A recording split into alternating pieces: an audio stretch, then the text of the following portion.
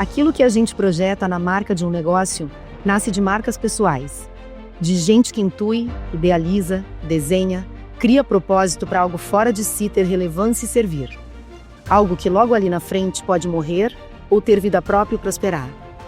O fato é que mesmo fortes e vivas, as marcas corporativas são pilotadas por gente, que possui a sua própria marca no mundo e no seu caminho cresce, padece, se reinventa, cria, erra, aprende, faz de novo, acerta, muda a rota, dando assim vida a empresas cada vez mais humanas e conectadas às pessoas e suas jornadas. E nesse ecossistema, o trabalho da Gamidia é exibi-las, colocá-las no front onde a vida acontece. Nesse canal, quem vai para o front é quem está por trás dessas construções memoráveis, das marcas que conhecemos, mas que não andariam sem motores potentes. Marcas que nascem antes dos negócios, como eu e você, que nas tantas horas H da vida, tomaram rumos, decisões, formas, sonhos, vivenciaram quedas, levantaram, ressignificaram e, com tudo isso, criaram atributos para marcas corporativas fortes e vivas. Eu sou Juliana Silveira, Relações Públicas, escritora, diretora de produto da Gamidia LED, head de conteúdo do Novo Muro da Mauá e mãe da Joana, do Joaquim e da Antonella.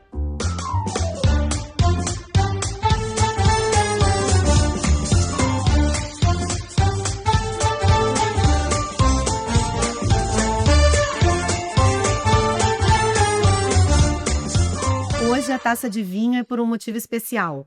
A Gamidia celebra a vinda de um convidado muito bacana que a gente queria muito que tivesse aqui. Eu não sei se o Jeff já está mostrando aí quem é o nosso convidado de hoje, mas é uma pessoa que a gente queria muito trazer aqui pela importância e relevância do trabalho que ele vem realizando.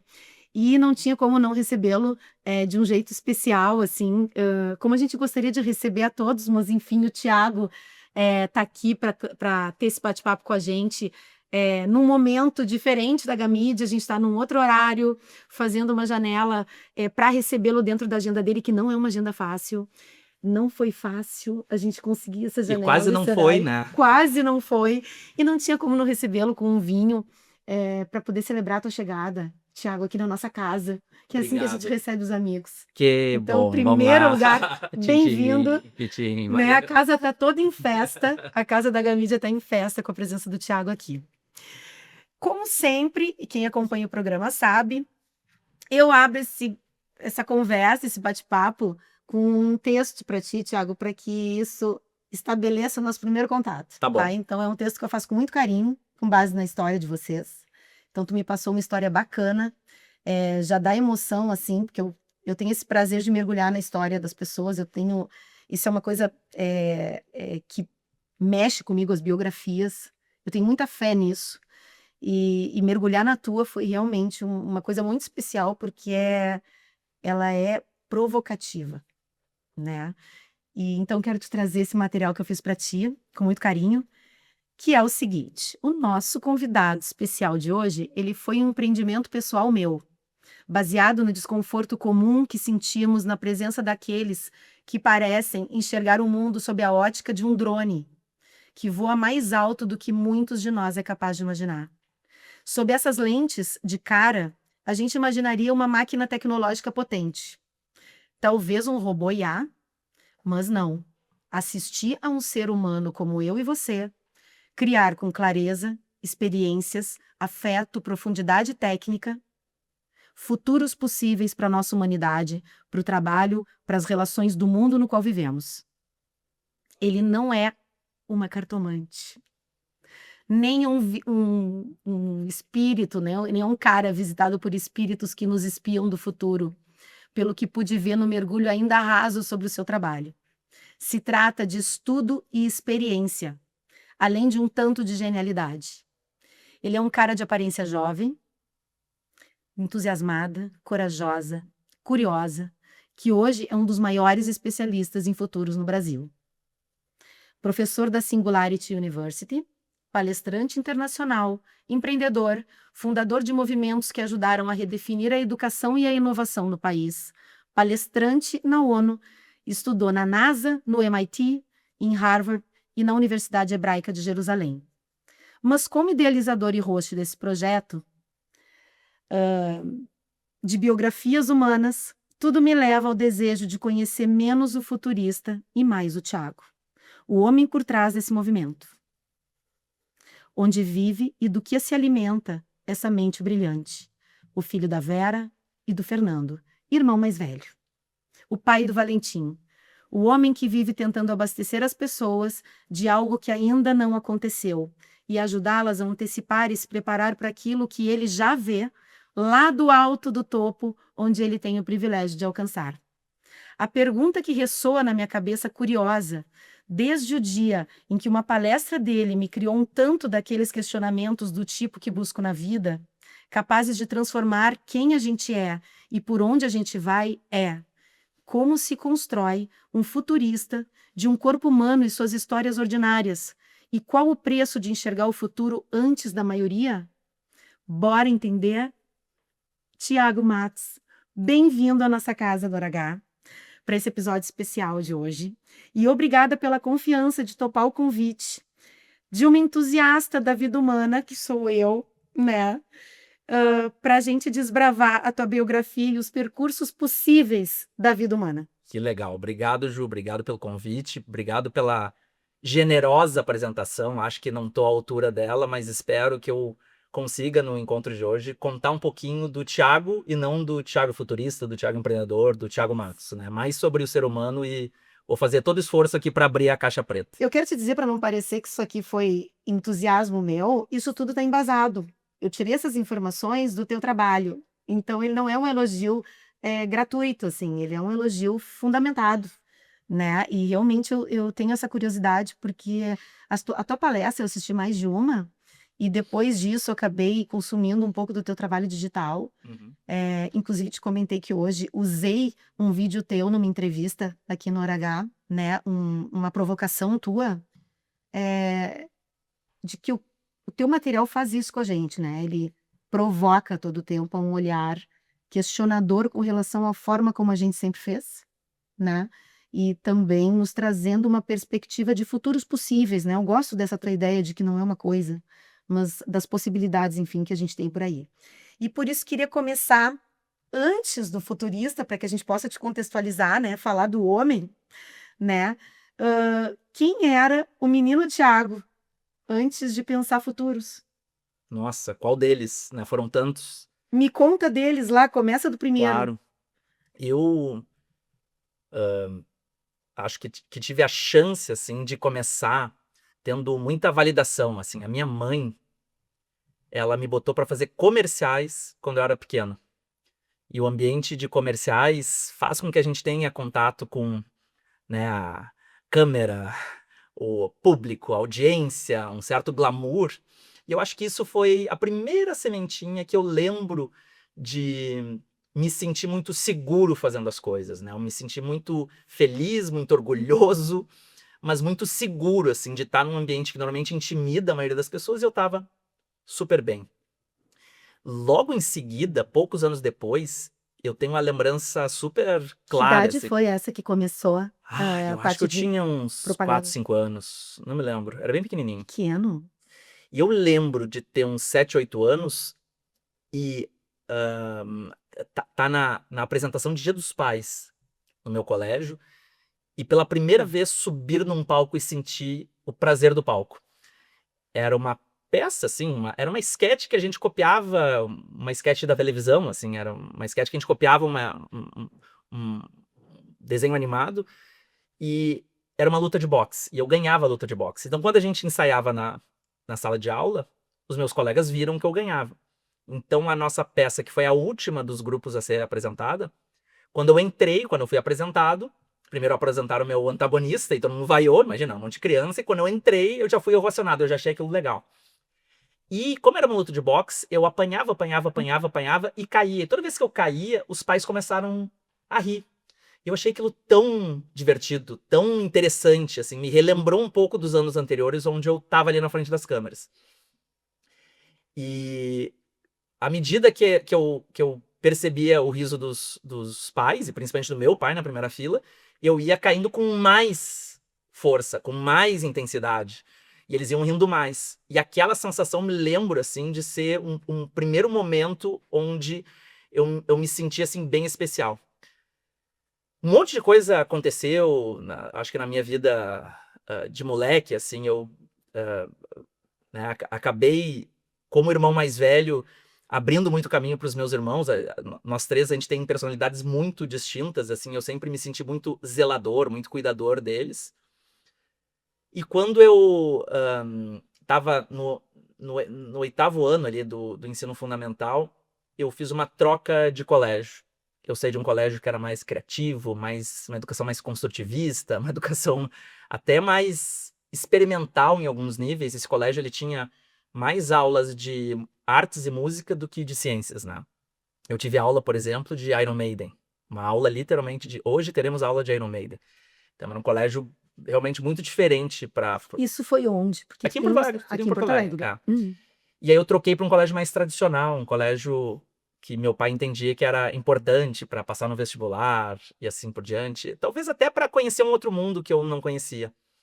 E ali eu acho que toda essa validação que eu precisava, toda essa autoestima que eu precisava foi bem importante, porque foi eu perdi muito o chão nessa troca, assim. Eu tive que ir para um ambiente onde eu não era mais o especial, eu era só mais um, né? Eu estava entrando no ensino médio, onde todas as inseguranças de um adolescente se exponencializam, né? Então eu sou muito grato a essa infância, assim, que teve de tudo normal, gostar de futebol, gostar de fazer álbum de figurinha, gostar de... Eu me criei na Zona Sul de Porto Alegre, então eu subi em árvore, eu me criei na rua, eu tive essa infância bem raiz. Eu agradeço muito por ter tido esse experimento de transicionar de um mundo onde eu me sentia muito seguro e muito validado, para um mundo muito desafiador, porque aquilo ali eu acho que foi um preâmbulo do que seria a minha vida, assim, vida onde eu tive que enfrentar com confiança uma série de desafios que poderiam me desmanchar. Mudanças, né? Mudança, muita mudança, assim. Eu acho que todo mundo enfrenta mudança, mas um dos estudos que eu fiz no meu livro foi que uma das características mais importantes para a pessoa ser empreendedora é ela trocar de cidade ou trocar de escola.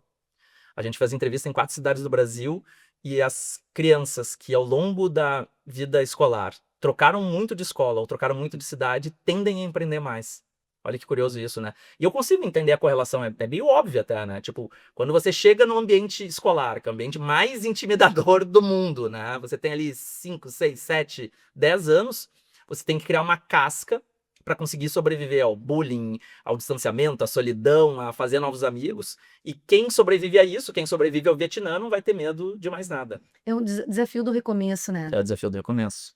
E no que tu acha que essa ordem te beneficiou? Porque tu começaste numa escola que estimulou a tua parte livre, artística, e depois tu foste para aquela que encaixota mais, que é mais objetiva.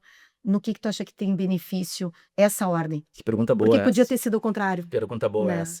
Eu acho que uma definiu a essência e outra definiu o contraste. Porque quando a gente se cria numa essência que daqui a pouco é uma essência, vamos supor, aqui mais materialista, por exemplo, que eu não acho um valor legal, você acaba carregando isso pro resto da vida.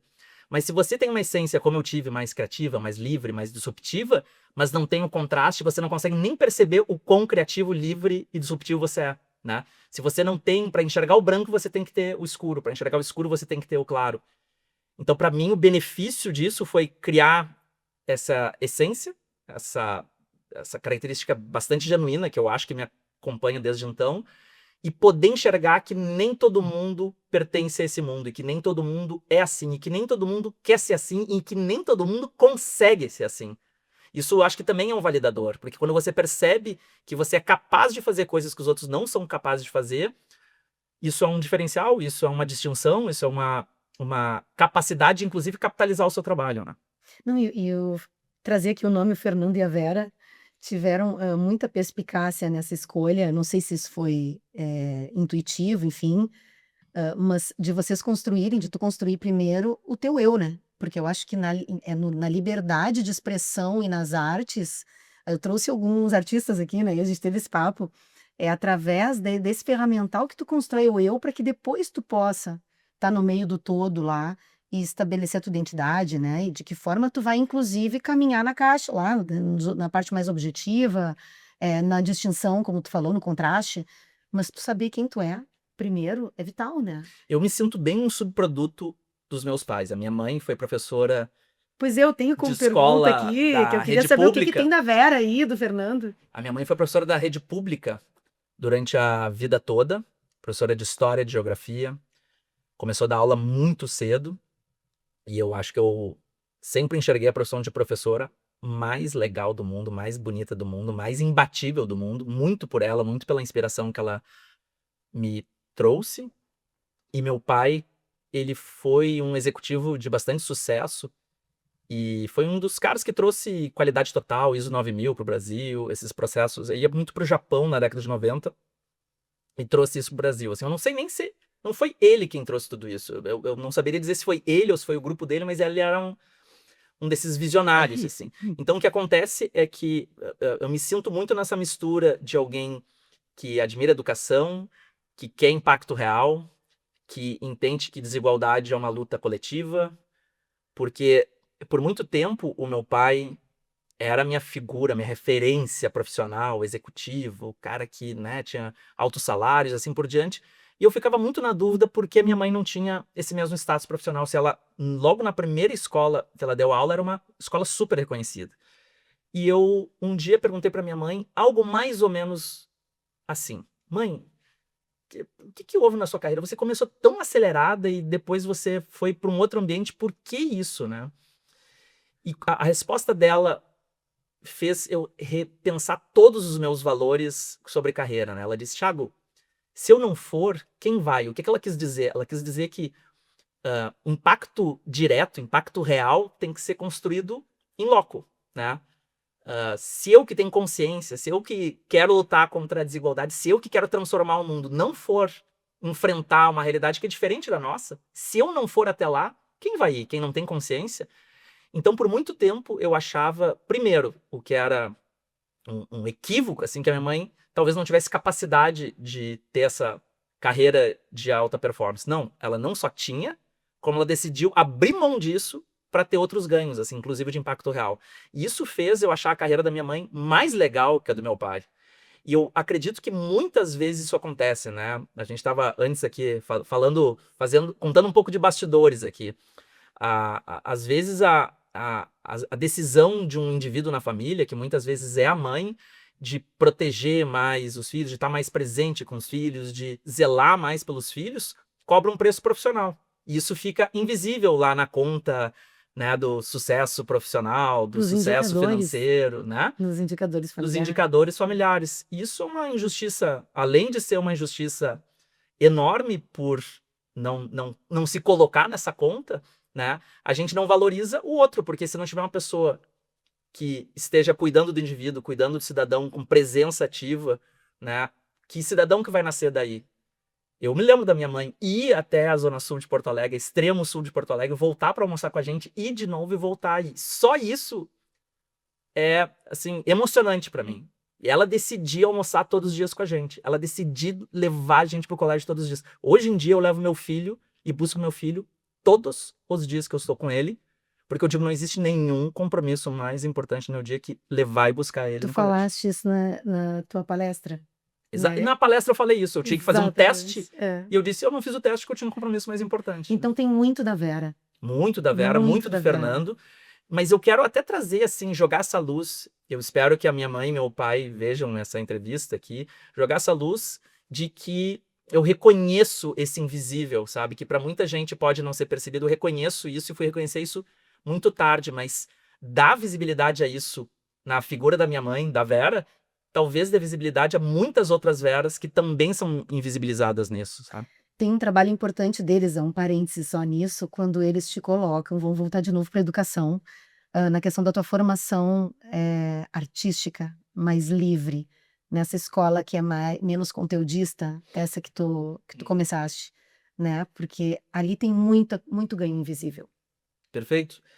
Tem uma... Essas escolas em geral tem, né? Tem É muito muito ganho difícil. Tem invisível. muita gente que critica esse tipo de escola, mas é uma escola que tem um ganho invisível incrível. Isso faz com que te capacita, de certa forma, a ter sensibilidade para perceber o invisível no mundo. Perfeito. Pode ser uma leitura disso, assim. Eu entendo que a a construção da escola, a palavra escola, ninguém tem certeza de onde vem a palavra escola. Mas a tese que eu mais acredito é que vem do escolê. Escolê do grego, que é lugar do ócio. Então a escola, quando a gente pensa na escola antiga, né, é um lugar de ociosidade e não de produtividade. Porque o ócio faz a gente pensar, o ócio faz a gente refletir, o ócio faz a gente criar, imaginar. Então a escola, como a gente conhece hoje, ela é um reflexo da Revolução Industrial, né? Porque o que aconteceu lá em 1856, se eu não me engano, isso eu li num livro chamado Libertando o Poder Criativo, do Sir Ken Robinson. O contexto econômico da época era a Revolução Industrial. Então eles tinham que criar a escola para preparar as pessoas para trabalhar na fábrica. Era isso, se o contexto era esse, eles iam preparar. Então, eu li o livro e entendi que, na época, 80% do trabalho era manual mecânico e 20% intelectual criativo. Então, eles tinham que criar gente para o manual mecânico. E até aí, eu entendo que a escola como uma fábrica, criou, né, assim, uma coisa mais de força bruta do que de É quase uma contenção distinção. criativa. Só que um dia eu comecei a fazer uma analogia. Eu estava pensando sobre esse livro, que eu gosto muito, e comecei a fazer uma analogia entre a escola e a fábrica. Então a escola é um lugar fixo, como a fábrica. Eu me desloco até a fábrica. Aí tem um apito para entrar, como a fábrica. Tem um horário para entrar, como a fábrica. Tem uma sala, um departamento, como a fábrica. Tem uma liderança não eleita pelos indivíduos, artificial, como a fábrica. Colocam a gente em fileiras, como a linha de montagem. Eu tenho um crescimento linear, eu saio da primeira série para a segunda, da segunda para a terceira para a quarta, como a esteira da fábrica, né? As disciplinas são desconectadas. Artes não tem nada a ver com física, que não tem nada a ver com educação física, como as etapas de uma fábrica. Aí tem um apito, tem um uniforme, como o uniforme do chão de fábrica. Aí tem um apito para sair, quando você sai da escola, você sai para ser feliz. E quantas pessoas, quando chega sexta-feira, dizem assim, deu, sextou, vou ser feliz. Isso é parte do reflexo de um sistema de ensino que molda os indivíduos para operarem um sistema operacional fabril. A gente teve a revolução agrícola, a revolução industrial, a revolução digital e agora está tendo várias revoluções. Imagina que esse sistema escolar não é nem da última revolução, é de 2 revoluções atrás. Então a gente está preparando a molecada para um mundo que não existe mais, né? E que privilégio eu acho que eu tive de ser preparado para um mundo mais próximo do que existe hoje. Não me deixa perder isso quando a gente for falar da tua escola. Tá bom? Por favor, me ajuda a voltar, porque a gente vai tomar um gole de vinho e depois eu posso perder Pode isso. deixar que eu não posso. esqueço. Não deixa eu esquecer. Eu quero saber do irmão mais velho. Do irmão mais Se velho. isso foi uma coisa que tu naturalmente carregou essa posição como uma posição de referência e de flecha, ou se, enfim, isso foi esperado de ti e, de alguma forma, pelo teu pai, pela tua mãe, conduzido. Como é que foi isso do irmão mais velho? Porque isso se repetiu nos teus outros ambientes, né? Perfeito. Eu não sei se todo irmão mais velho é assim, se toda irmã mais velha é assim, mas... Vamos lá, eu posso te ajudar, porque eu sou a mais velha também. Vamos ver. Mas eu sou o irmão mais velho da minha família inteira. Eu sou o irmão mais velho do meu pai, da minha mãe, dos meus irmãos, do meu filho, né? Assim, eu me sinto, não posso dizer que sou, eu acho que eu vou ter que refrasear aqui. Eu me sinto o irmão mais velho de todo mundo. E acho que eu ocupo esse lugar, assim. Também não sei se eu gosto de ocupar esse lugar ou se eu preciso ocupar esse lugar. Já não é mais importante para mim. Eu simplesmente ocupo esse lugar porque esse lugar traz estrutura pro ambiente, assim. Mas o que eu quero falar com o irmão mais velho? A coisa que mais cansa um ser humano, para mim, como liderança, é o radar ligado. É não poder desligar. É você pensar assim, mas alguém pagou aquela conta? Mas alguém desligou a luz? Mas alguém fechou o portão? Mas alguém foi ver se meu pai tá bem? Alguém foi ver se minha mãe... Sabe? É isso que mais cansa. Uma liderança está o tempo todo com o radar ligado. Por isso que quem nunca foi liderança, óbvio que tem outras vantagens de ser liderança, nunca vai entender a exaustão que é nunca desligar. Mas é assim, nunca. Porque uma liderança que desliga não é liderança. Ela é outra coisa, mas não liderança. Então a liderança não desliga, né? Infelizmente não desliga. A liderança cuidadora não desliga. Eu, como irmão mais velho, não desligo. Se não é minha mãe, é meu pai. Se não é meu pai, é meu irmão. Se não é meu irmão, é meu outro irmão. Se não é meu irmão, é meu filho. Se não é... E chega um momento que você diz, e eu, né? E eu nessa história toda? Então, ser irmão mais velho é ser a liderança de um núcleo familiar, que às vezes é maior, às vezes é menor, e que, na verdade, você está sempre atento. Pelo menos é assim que eu me enxergo. Eu não acho que isso seja de todo ruim. Tem outras vantagens, assim, né? Você participa mais de algumas coisas, você vira ponto de referência. Quando tem algum evento é na minha casa, eu adoro receber todo mundo na minha casa, né? Percebi que você também gosta de receber aqui na sua casa, né? Mas essa característica de irmão mais velho é uma característica que, assim, me acompanha há muito tempo. Então, eu fui o primeiro líder de turma da minha turma, de colegas. Depois, quando eu fui para o ensino médio, que eu virei líder de turma também. Então, essa característica, eu acho que muito me acompanha pela característica de ser irmão mais velho, pela distinção de ser irmão mais velho. No trabalho, eu acho que eu sempre tive essa postura de irmão mais velho, de assim, dar um passo à frente, de tentar acomodar os interesses de todo mundo. E para mim, empreender foi uma decorrência dessa sequência de eventos sendo irmão mais velho. Eu não posso deixar de pensar quando tu tá falando no Bluetooth do telefone que fica pegando as redes e aquilo vai comendo a bateria, e aí tu tá com a É um pouco bateria isso, né? baixando, e aí alguém te diz assim, tira, né? Desconecta. Eu vou dar Tá no uma galo. analogia, Ju, desculpa interromper você. Claro, vem. Eu costumo dizer que para almoçar no domingo num bom restaurante, alguém tem que chegar cedo. Porque tem um cara que chega 2 da tarde, entendeu? Só Sim. que alguém chegou 11h30. E o cara que chega 2 da tarde, ele normalmente pensa assim, pô, que gente estressada, que saiu cedo de casa. Ou ele nem sabe que o cara saiu cedo de casa. E eu uso essa analogia muito. Porque eu sou o cara que digo, não se preocupem, eu vou lá pegar a mesa. Entende? Que é, pra minha família comer num lugar legal, pra minha família ter uma almoção, eu digo, eu vou sair muito cedo, vou acordar tal hora, vou me arrumar tal hora, vou sair cedo pra pegar a melhor mesa. E se reconhecerem ou não reconhecerem, isso não é importante. Eu tô fazendo porque eu acredito nesse papel. Assim. Mas tu reconhece hoje que isso te cobrou um preço mensurável, assim? Eu acho que cobrou um preço mensurável, às vezes bem mensurável, às vezes pseudo-mensurável, mas cobrou um preço mensurável. Mas tudo na vida, eu acredito, Ju, que a coisa mais adulta que tem é autorresponsabilidade sobre trade-offs. O que é autorresponsabilidade sobre trade-off? Toda decisão tem pontos positivos e negativos. Vir aqui tem pontos negativos e positivos. Ter vindo aqui, eu deixei a minha equipe lá trabalhando sozinha, não supervisei ela, né? Mas vir aqui vai ter visibilidade para o meu trabalho, eu vou conhecer você, vou conhecer a sua equipe. Sempre tem pontos negativos e positivos. Então, eu acho que a coisa mais adulta é dizer, eu tomei essa decisão. Ninguém tomou por mim. Eu tomei essa decisão. E essa decisão tinha pontos negativos, que eu assumi como um adulto, e a responsabilidade dos pontos negativos é Isso é minha. maturidade, né? Isso é ser adulto. A infantilização da sociedade hoje, acho que tem muito a ver com isso. A gente quer todo ganho e nenhuma perda, né? Nenhum trade-off, assim. Eu não acho que esse seja o melhor caminho, assim. Sobre o menino que subiu no palco, tu falou um pouco dele, da sensação que foi estar lá em cima, enfim, e do quanto, à medida que tu te movimentava e tu acelerava ou intensificava esse movimento, tu conseguia perceber a interação com o público que estava te assistindo, né, com o teu espectador. Foi ali que nasceu o palestrante? Tu acha? Acho que sim. Acho que sim. Eu tenho um segundo momento que eu lembro com carinho, assim, que na minha turma tinha muita gente que tocava. A gente tocava bateria, tocava guitarra, eu tocava baixo.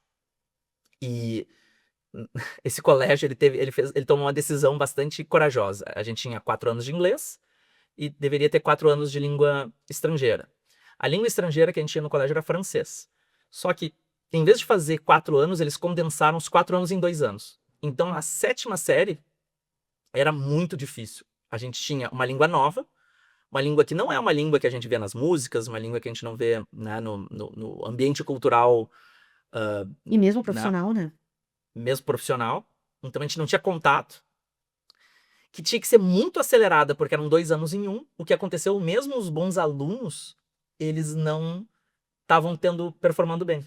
Até os CDFs estavam performando mal. Aí o colégio teve uma ideia brilhante, bem a cara do colégio. Eles criaram o Festival La Chanson Française, o Festival da Música Francesa, que era um festival de música que qualquer pessoa, qualquer aluno que se apresentasse, passava de ano. Então era uma forma deles corrigirem o próprio erro, de não punir o aluno pelo erro. E eu me lembro que, por ter banda na época, eu liderei uma das bandas, assim, pra ir lá tocar. Eu era bom aluno, eu passaria de ano tranquilamente, mas eu carreguei ele como irmão mais velho, um monte de gente que provavelmente teria repetido de ano, né? Então, no nosso Na nossa primeira banda, tinha gente que só quase fazia coreografia, assim, só pra estar no palco. E eu me lembro de estar no palco e ali gostar de ser esse lead man, assim. E na 8ª série a gente repetiu, assim, a gente fez de novo. E ali eu tive até mais protagonismo, assim, que era uma banda menor. Então eu lembro bem disso, assim. Eu lembro bem também de quando eu fui eleito líder de turma na 5ª série, como um momento que eu tinha que representar todos nós, tinha que falar em nome da turma. Acho que ali também nasceu um pouco desse palestrante. Mas pensando aqui meio no freestyle, eu acho que muito do palestrante nasceu da, da, da vontade de escrever, do gosto pela escrita, assim. Quando eu era pequeno, eu tinha com a minha mãe a editora Nós Dois. A editora Nós Dois, eu criava as histórias, eu desenhava e ela escrevia, né? Então eu não era nem alfabetizado. Eu acho esse nome um amor, assim. E a minha mãe conta uma história que eu era bem pequeno, deve ser dessa época, que eu contei uma ideia, eu disse, anota, alguma coisa do tipo, assim, vamos anotar. E eu disse, não, mãe, não precisa anotar, porque de onde veio essa tem muito mais, nunca vai faltar a ideia. Então, olha como eu já tinha, assim, essa coisa da confiança, né? Mas também essa expressão criativa.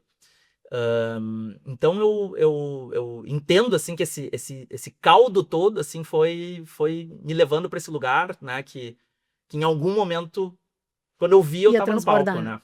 Claro, a minha vida profissional também me jogou para esse lugar, que eu sei que a gente vai chegar mais para frente, né? Que ao ter uma escola, você se coloca na posição de protagonista da escola, né? Mas isso foi bem mais para frente, né? Sim, que é na defesa também de um ideal ali, né? Como líder.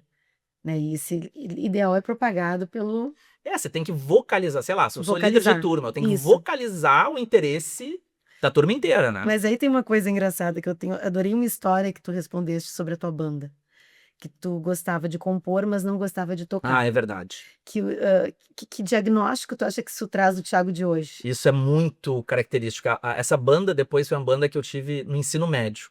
Era um vizinho meu, que era do mesmo colégio, e um primo, e um colega do colégio anterior. A gente gostava muito era muito influenciado pelo grunge, assim, então muito Nirvana, Pearl Jam, esse som da época.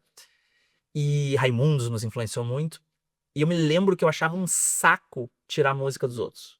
Achava um saco, achava assim, completamente desinteressante. E eles eram mais virtuosos, então eles queriam tirar no tempo certo, na nota certa, no compasso certo. Eu tive aula de música no colégio, então eu sabia ler partitura. E eu achava aquilo cansativo, porque eu queria criar, né? Eu queria compor. Então todo sábado de manhã, que era o dia do ensaio, eu pensava que ia ser expulso da banda, e eu chegava com uma composição nova. Eu disse, olha, gente, compus isso. E a sensação que eu tinha é que eu ia subornando eles com novas músicas e ganhava Ganhava tempo. ganhava tempo, ganhava uma semana a mais. Assim. Chegou um momento que ficou, obviamente, inviável, né? A gente tinha interesses muito distintos. Eles tocam até hoje, eu acho que cada um da sua maneira. E eu nunca mais toquei dessa forma. Porque para mim era mais importante o exercício criativo do que a música. A música era só um canvas, era só um dos lugares onde eu pretendia me expressar. Não, é interessante isso, porque tu construiu uma carreira escrevendo ideias para outras pessoas executarem, né? Lá De certa forma, sim. De certa forma, sim, né? Acho que Sim. mesmo na tua escola e acho que no teu negócio, de certa forma, e na leitura de futuros. Então, eu fiquei imaginando aqui ter um compositor profissional de futuros. Essa é uma Me, frase me, que eu vou ter me que pensar soou, aqui, né? me soou Eu acho que possível. tem um componente que eu tenho hoje, que é a autoralidade. Quem conhece o nosso trabalho sabe que eu bato muito na tecla da autoralidade. Inclusive, eu acho que tem uma diferença entre investidor, empresário e empreendedor. Investidor é a pessoa que está distante do negócio, né? Eu ponho dinheiro, eu ponho um recurso, eu ponho um capital, mas estou distante. Empresário é a pessoa que está vivendo o negócio e que o objetivo é um negócio. Empreendedor é a pessoa que quer se expressar para o mundo. Então ela diz, cara, eu sou um artista. Eu podia ser músico, eu podia ser pintor. Se eu fosse músico, se eu fosse pintor, o meu canvas seria aqui num quadro, né? A tela. Se eu fosse escultor, seria a pedra. Eu faço uma lapidação, eu lapido esse intangível, esse invisível que é a economia, que é o desejo do consumidor e a possibilidade de um produto ou serviço. Então eu enxergo o empreendedor ou a empreendedora como quem tem uma vocação mais artística, quem quer se expressar para o mundo. Eu tenho certeza que você não precisa ter esse podcast. Você quer se expressar de alguma forma através desse podcast, com a sua personalidade, com as suas ideias, com o seu texto autoral. Então isso fala muito dessa distinção, dessa diferença, sabe, entre quem tá mais jogando luz ao negócio e quem tá jogando mais luz às ideias, sabe? Eu acho que existe uma diferença E o aí. empreendedor, ele me soa um gerúndio. Porque o empresário me parece um empresário do negócio, mas o empreendedor na vida, ele possivelmente vai fazer vários É empreendimentos, isso, é vai empreender, né? empreender É em empreender, é um várias verbo, coisas, né? né? É isso aí. Então eu tenho a sensação desse gerúndio, assim, que eu acho que é bacana. Mas a autoralidade, só para fechar a ideia, assim, eu acho que essa autoralidade, ela me acompanha há muito tempo, assim, e o trabalho de futuros que eu faço hoje, ele é muito autoral, as metodologias autorais, depois a gente pode falar mais, e a gente é reconhecido como um grupo bastante autoral, assim, esse é um diferencial competitivo que a gente tem. Quando a gente fala de escolha e destino, né? Tu escolheste publicidade. A publicidade foi uma escolha por paixão ou foi por eliminação?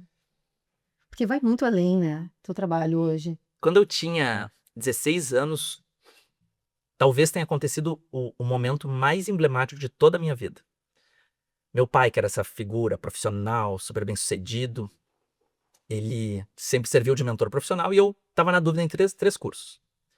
Entre publicidade, porque eu gostava de desenhar, gostava de escrever, achava que ali tinha o mais próximo de inovação seria publicidade.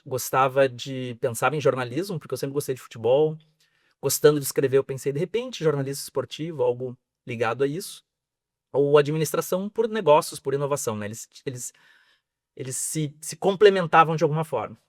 E aí, eu me perguntando, assim, né, que caminho entrar, fui me aventurar a conversar com meu pai, né? Ele disse, pai, você do alto da sua experiência, você do alto da sua vivência, qual esteira que eu devo entrar aqui? Eu devo entrar, fazer o curso de publicidade, entrar nesse caminho, devo entrar na esteira do jornalismo e fazer esse caminho, devo entrar na esteira da administração e fazer esse caminho. A resposta dele, se fosse dada hoje, em 2026, eu acho que seria genial. Mas dizer isso em 96, eu acho que foi mais genial ainda. Ele disse, tanto faz porque a sua profissão não existe ainda. E a minha profissão... Teu pai já era um futurista. Meu pai é o futurista. Meu pai é o futurista. A minha profissão foi... o contorno, a borda que deram à minha profissão nasceu em 2007, quando o Riel Miller escreve um artigo sobre Futures Literacy. Claro que já existiam futuristas antes, assim, mas se quiser ser um pouco mais cri-cri, chatinho, talvez ela tenha nascido a partir do Riel Miller em 2007. Então,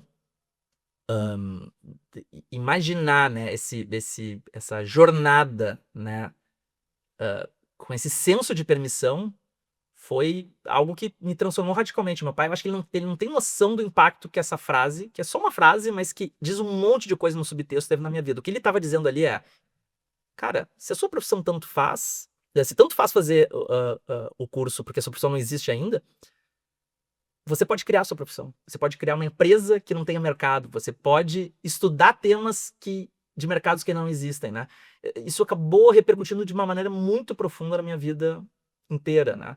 E eu acho que transicionar da publicidade para a educação, depois da educação para o empreendedorismo, do empreendedorismo para a escrita, da escrita para os futuros, tem muito a ver com isso. Fazer uma escola como era a Perestroika tem muito a ver com isso. Fazer o letramento de futuros como eu fiz tem muito a ver com isso. São profissões que não...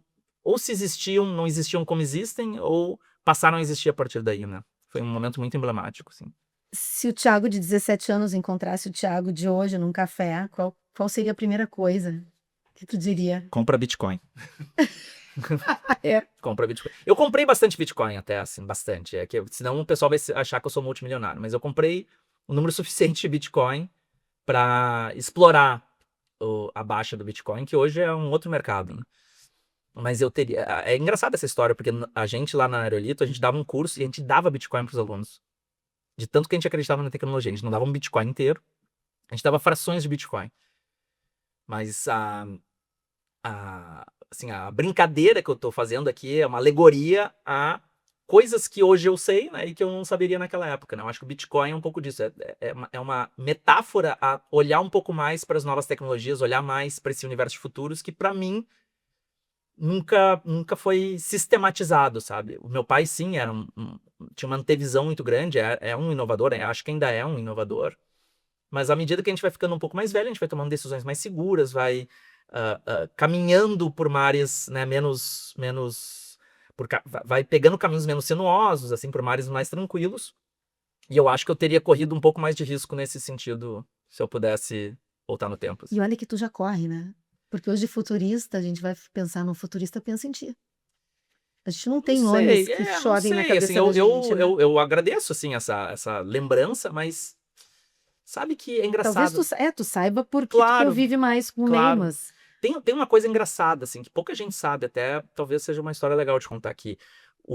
Quando eu fui estudar fora, depois eu posso contar essa história também, eu voltei pro Brasil com essa formação de Future Studies, e o pessoal perguntou assim, mas o que você aprendeu lá? E era tão difícil de dizer que eu inventei o nome futurismo.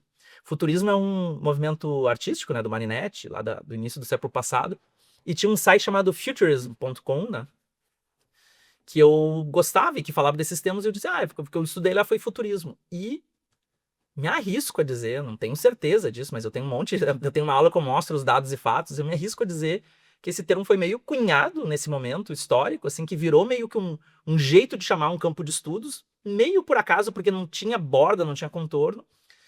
E o próprio termo futurista, pouca gente usava. No Brasil, só 2 pessoas usavam, que era a Rosa Alegria e a Lala. Então, talvez tenha sido o terceiro futurista do Brasil, mas elas são de uma geração anterior à minha, assim. Até uma escola. A Rosa, eu acho que é uma futurista mais próxima do que eu faço, assim, que é Foresight. A Lala, ela vai para um outro caminho, assim, mais criativo, mais polímata. Essas duas são as precursoras, mas talvez, assim, tirando elas, eu tenha sido um dos precursores e todo mundo que compra o Bitcoin na baixa, se o Bitcoin sobe, colhe os louros, né? Isso que é ser adulto, né? É saber que tem um risco e que várias vezes a gente corre risco e dá ruim e às vezes dá bom, né? tu saiu de Porto Alegre para Toronto, Miami, Vale do Silício e Jerusalém. Eu queria, primeiro que tu me falasse um pouco disso, dessas oportunidades, mas também qual cidade mais mudou a tua visão de mundo, assim, nessas Legal. experiências, e em qual cidade tu mais mudou como ser humano? Uhum. Vamos lá, eu ganhei uma bolsa, eu era estudante de publicidade. Não, eu já tinha me formado, eu tava no primeiro ano pós-formado, e eu ganhei uma bolsa para Tua estudar, formação foi foi pela PUC. pelo PUC. E eu ganhei uma bolsa para estudar numa escola chamada Miami Ed School. Na época, a internet era discada. Na época, a gente não tinha fotos, vídeos do que era essa escola, que era super considerada. Até hoje é bastante considerada, mas na época ela era até mais misteriosa. Ela só tinha em Hamburgo, Amsterdã e, obviamente, Miami. E eu ganhei uma bolsa parcial, e fui. Então, meus colegas aqui do Brasil, meus amigos, né, eles estavam muito curiosos para o que seria essa escola. Como o meu inglês era um inglês limitado para estudar numa escola tão prestigiada, eu fui antes para Toronto, estudei inglês, e aí fui para Miami. Então, se tiver que comparar aqui num mata-mata, Toronto e Miami, certamente Miami. Miami foi um dos embriões da perestroika, porque quando eu cheguei nessa escola, eu tinha na cabeça uma escola, tipo uma Bauhaus, uma escola completamente disruptiva, e era uma escola legal, mas não era tão disruptiva quanto a minha imaginação. Então, quando eu voltei ao Brasil, pouca gente sabe disso também, eu apresentei para o meu pai a ideia de fazer uma escola. Eu fiz um plano de negócio, apresentei para meu pai nos convidou para ir falar com o sócio de da então maior agência de design do Sul, hoje talvez seja até uma das maiores do Brasil, e eu apresentei esse business plan. E ele, de maneira muito elegante, já agradeci ele mais de uma vez, o Luciano, ele sabe que já agradeci ele dezenas de vezes por isso. Ele foi muito elegante, ele disse assim, sua ideia é muito boa, mas você não está pronto para ter uma escola, você não é uma autoridade ainda para ser uma escola. Eu tinha 22 anos, imagina. Então ele de maneira sutil me disse assim, senta lá, né? Tipo, espera um pouquinho. Mas isso foi um dos embriões, houve outros embriões, esse foi um dos embriões da perestroika. Então, Miami e Toronto, certamente Miami. Entre o Vale do Silício e Miami, Vale do Silício, sem dúvida nenhuma, porque a experiência, e aí a gente tem que decidir se vai entrar, se vai abrir esse assunto ou não, porque se eu falar disso, eu passo 10 anos falando disso. Foi o momento mais emblemático da minha carreira, disparado, assim, a forma como eu enxergo o mundo pré e pós Singularity é completamente diferente. Foi um privilégio, assim, inimaginável. Então, Singularity. E depois eu fui estudar inovação em Jerusalém com um ex-colega da Singularity, chamado Elisha Ezra. E aí eu já estava num momento onde a disrupção já tinha acontecido, sabe? Eu já estava mudado, já estava transformado.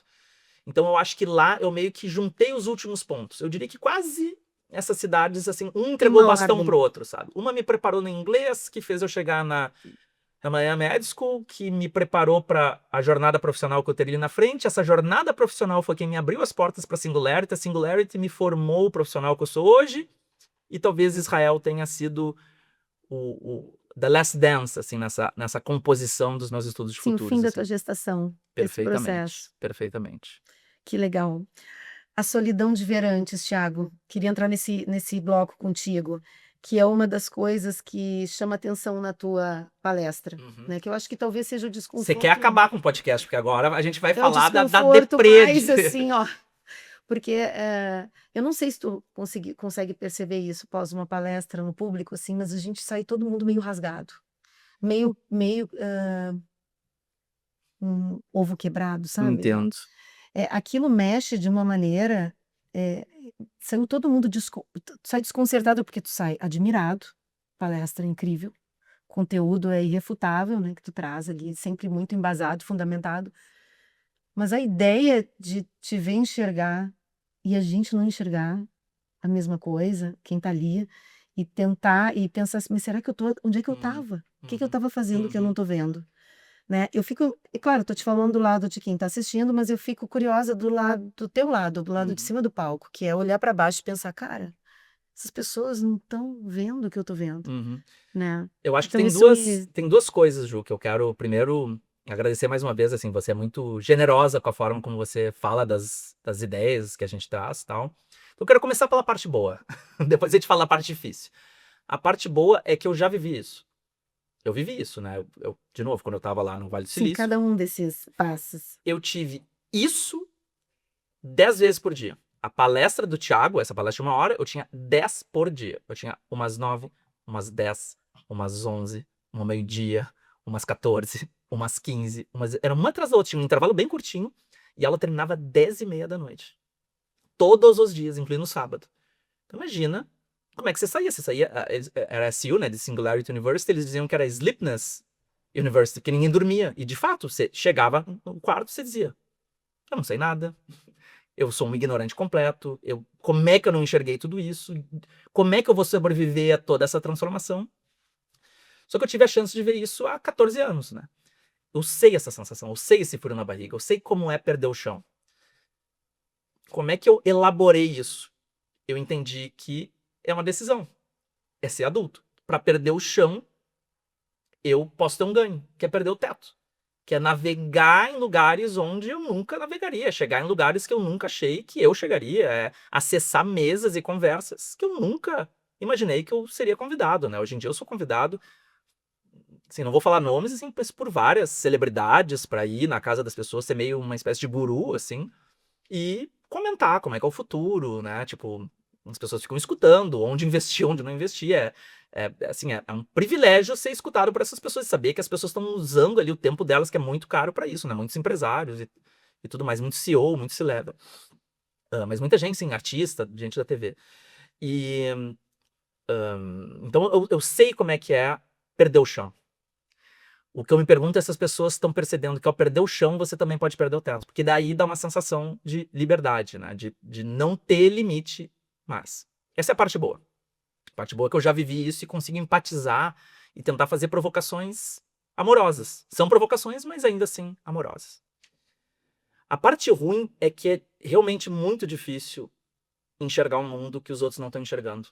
Porque é como se tivesse no final da temporada, quando a pessoa tá vendo o primeiro capítulo. E é um desrespeito eu não permitir que a pessoa atravesse a jornada. Porque a gente só consegue abrir mão daquilo que a gente já teve. Vou contar uma história aqui que eu acho que ilustra isso. Eu, em 2013, decidi vender meu carro. Disse, não, vou ser super sustentável, não quero mais ter carro, vou ser um biker. E aí, isso, vou pro trabalho. E, inclusive, no nosso escritório, no prédio comercial, eu botei um bicicletário na minha vaga, que era um statement, sabe? Era assim, um manifesto. Quero que todo mundo ande de bike, não quero carro, e assim por diante. Aí um dia, um cara que trabalhava comigo falou assim, Mas, Thiago, por que que você tá tão mobilizado por isso? Eu disse, não, porque, né, bicicleta é importante, tal, tal, tal. Ele assim, mas você deu conta que o seu último carro era o seu sonho de consumo? Aí fiquei meio em silêncio, assim, é mais fácil ser pro bike depois de ter o carro que você teve do que um cara que nunca teve carro e que tá na bike.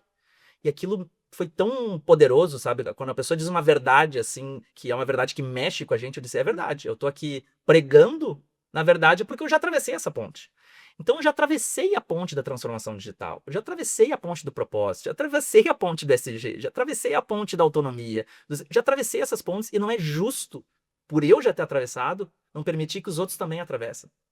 Mas Porque é, antes pois de mim, também teve gente que atravessou antes de mim, entendeu? E eu acho que o meu tempo foi legal atravessar. Não, e aí que vem essas perguntas que me angustiam, que a primeira é a questão, primeira, né, vou te fazer duas em uma, que é a tua sensação de solidão intelectual, que essa Uhum. deve ser uma coisa que te pega, até para estabelecer um diálogo, de construir alguma coisa quando tu Claro. quer debater alguma coisa que tu tá enxergando.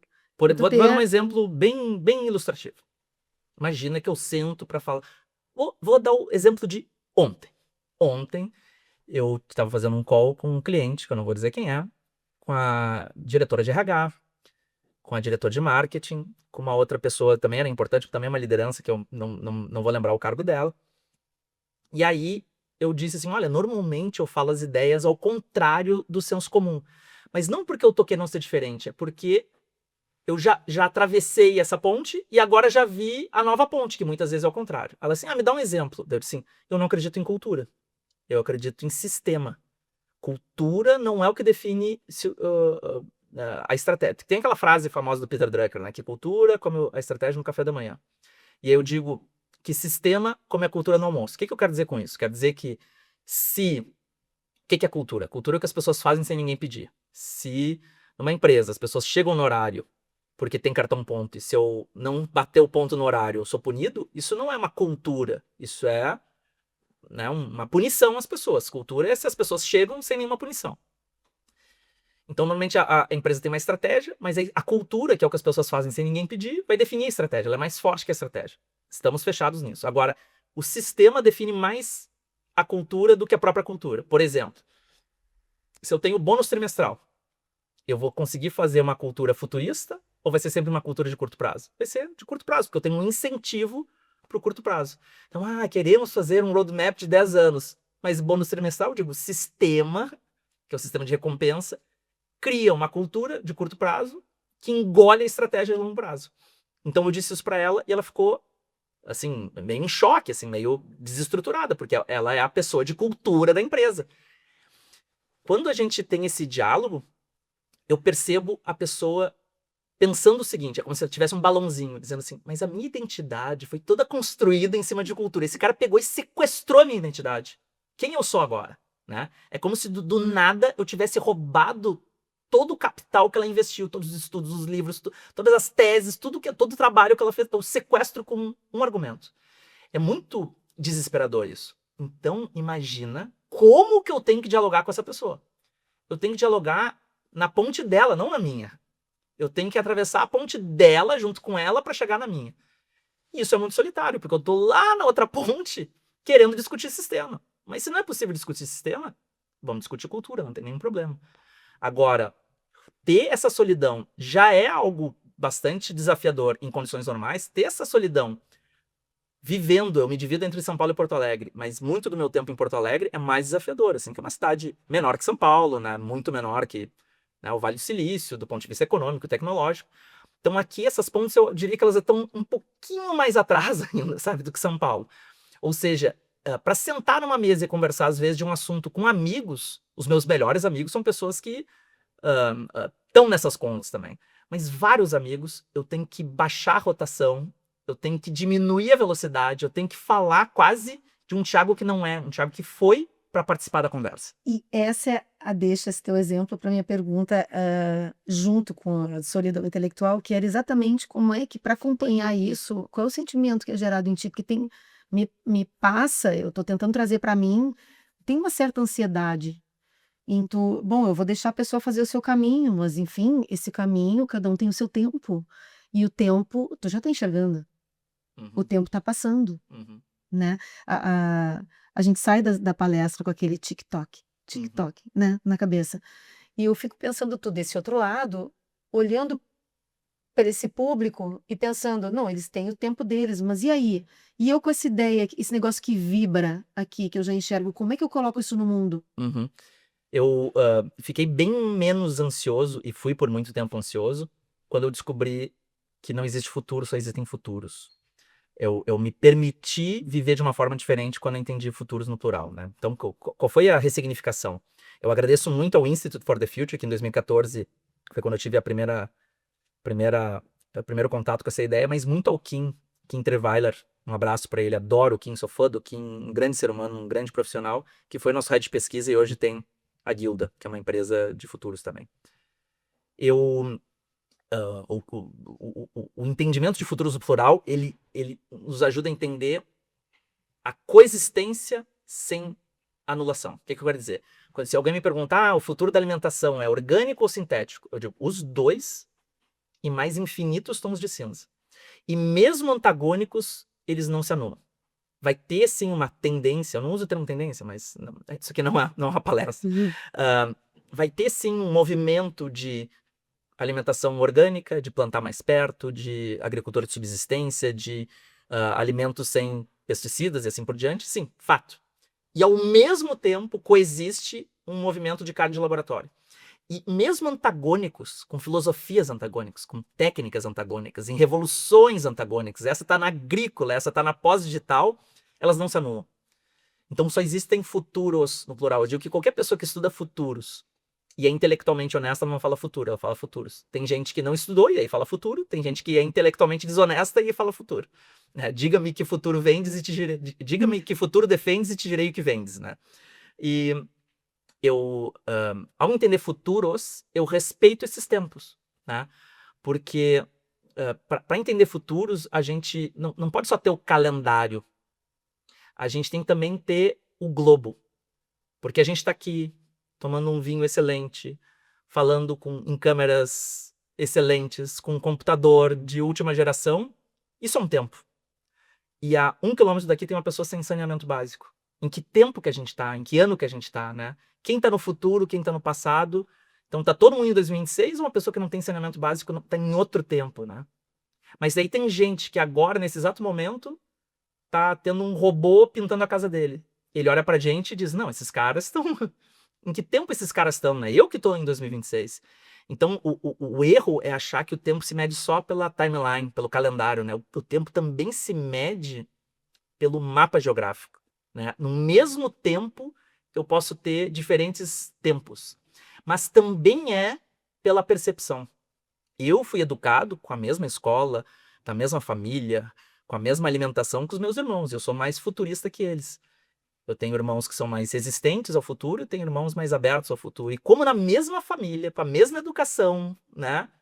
Com a mesma genética, a gente tem tantas diferenças assim. É porque também tem uma relação emocional com o futuro. Quem é mais aberto, mais fechado. Quem é mais excitado no sentido de, né, se jogar sem paraquedas e quem, mesmo com 10 paraquedas, não vai se jogar nunca, né? Então tem uma relação com os futuros que ela não é só de tempo do calendário, que ela também é geográfica, ela também é emocional, e entender essa complexidade, porque cada ser humano tem as suas batalhas, é o que faz essa solidão ser menor. É dizer assim, ok, eu tô enxergando coisas que as pessoas não estão enxergando ainda, e talvez a parte da minha missão que eu decidi, que ninguém pediu que eu tivesse, seja pegá-las pela mão e vir comigo.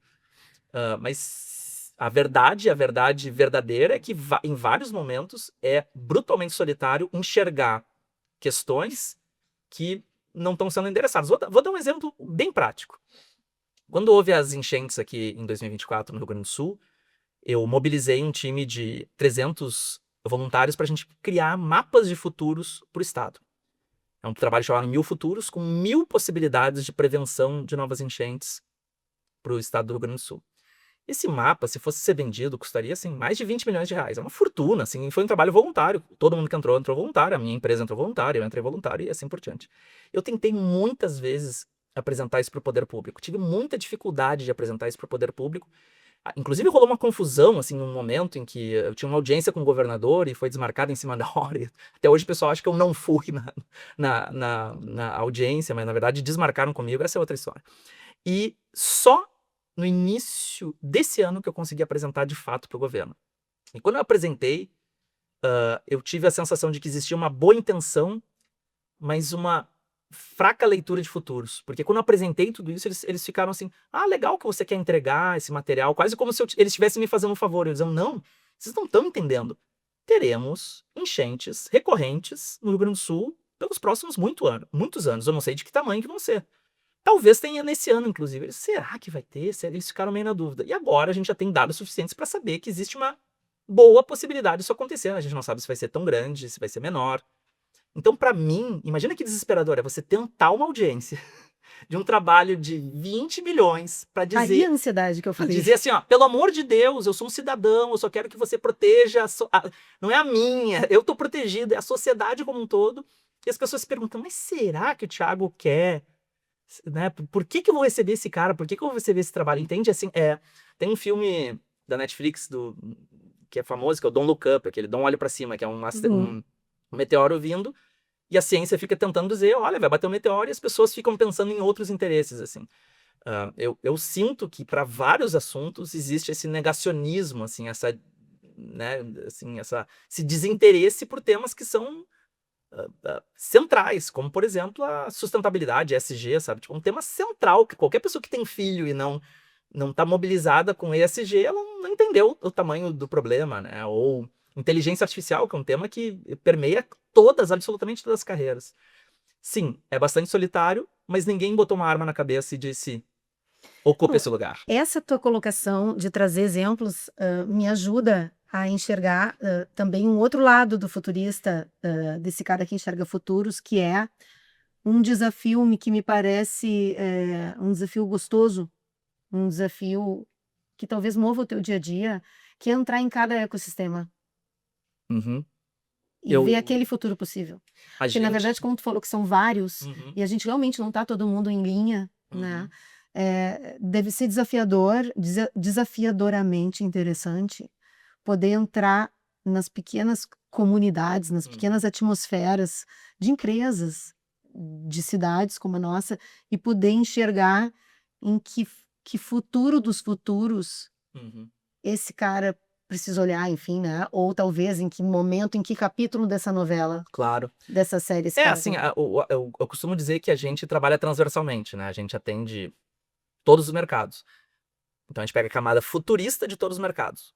Eu estou atendendo agora 2 bancos, né? Bancos bem grandes. E quando eu mergulho no mercado financeiro, a minha intenção não é saber mais de mercado financeiro que eles, mas saber mais sobre os futuros do mercado financeiro que eles, né? E a semana passada eu estava lá em São Paulo apresentando para a liderança e eu apresentei o início da pesquisa. Aqui são os primeiros caminhos. E é muito boa a sensação de mostrar e ver que os caras nunca tinham pensado sobre isso. Eu disse, olha, isso aqui existe. Assim é dita, né? Não posso contar, né? Eu tenho um NDA. Mas isso aqui está existindo dessa forma. O ponto de venda vai acontecer isso no ponto de venda. E ver que pessoas que vivem disso, que são experts nisso, que ganham e ganham bem para isso, CEOs, C-level, não conheciam. Eles ficam encantados, né? É uma sensação muito boa de estar revelando essa ponte que eu contei.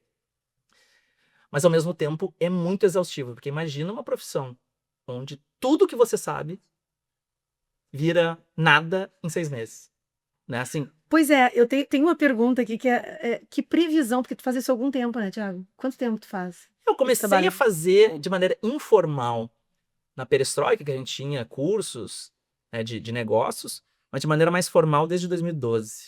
É tempo. Então tu já consegue, essa pergunta vai fazer sentido.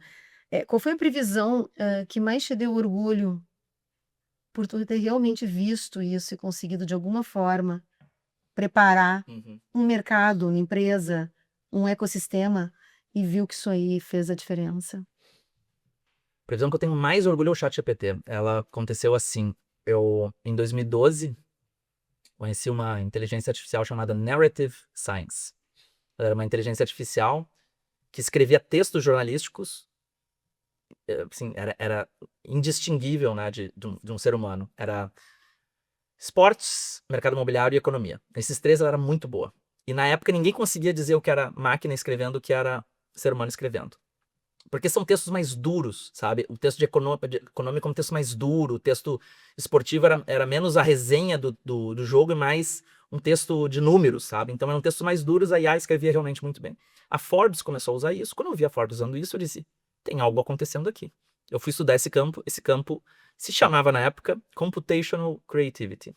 Hoje a gente chama de IA generativa, na época era Computational Creativity.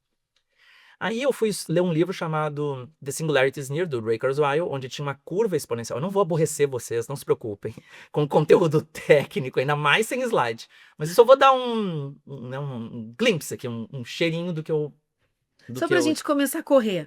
Não, A gente tem que começar a ficar mais ligado na esse coisa. livro do Ray Kurzweil, ele faz um cálculo, faz a medição de cálculos por segundo dos computadores nas eras computacionais, começando pelo cartão perfurado, relé, vácuo, transistor e circuito integrado, que é o chip como a gente conhece, né?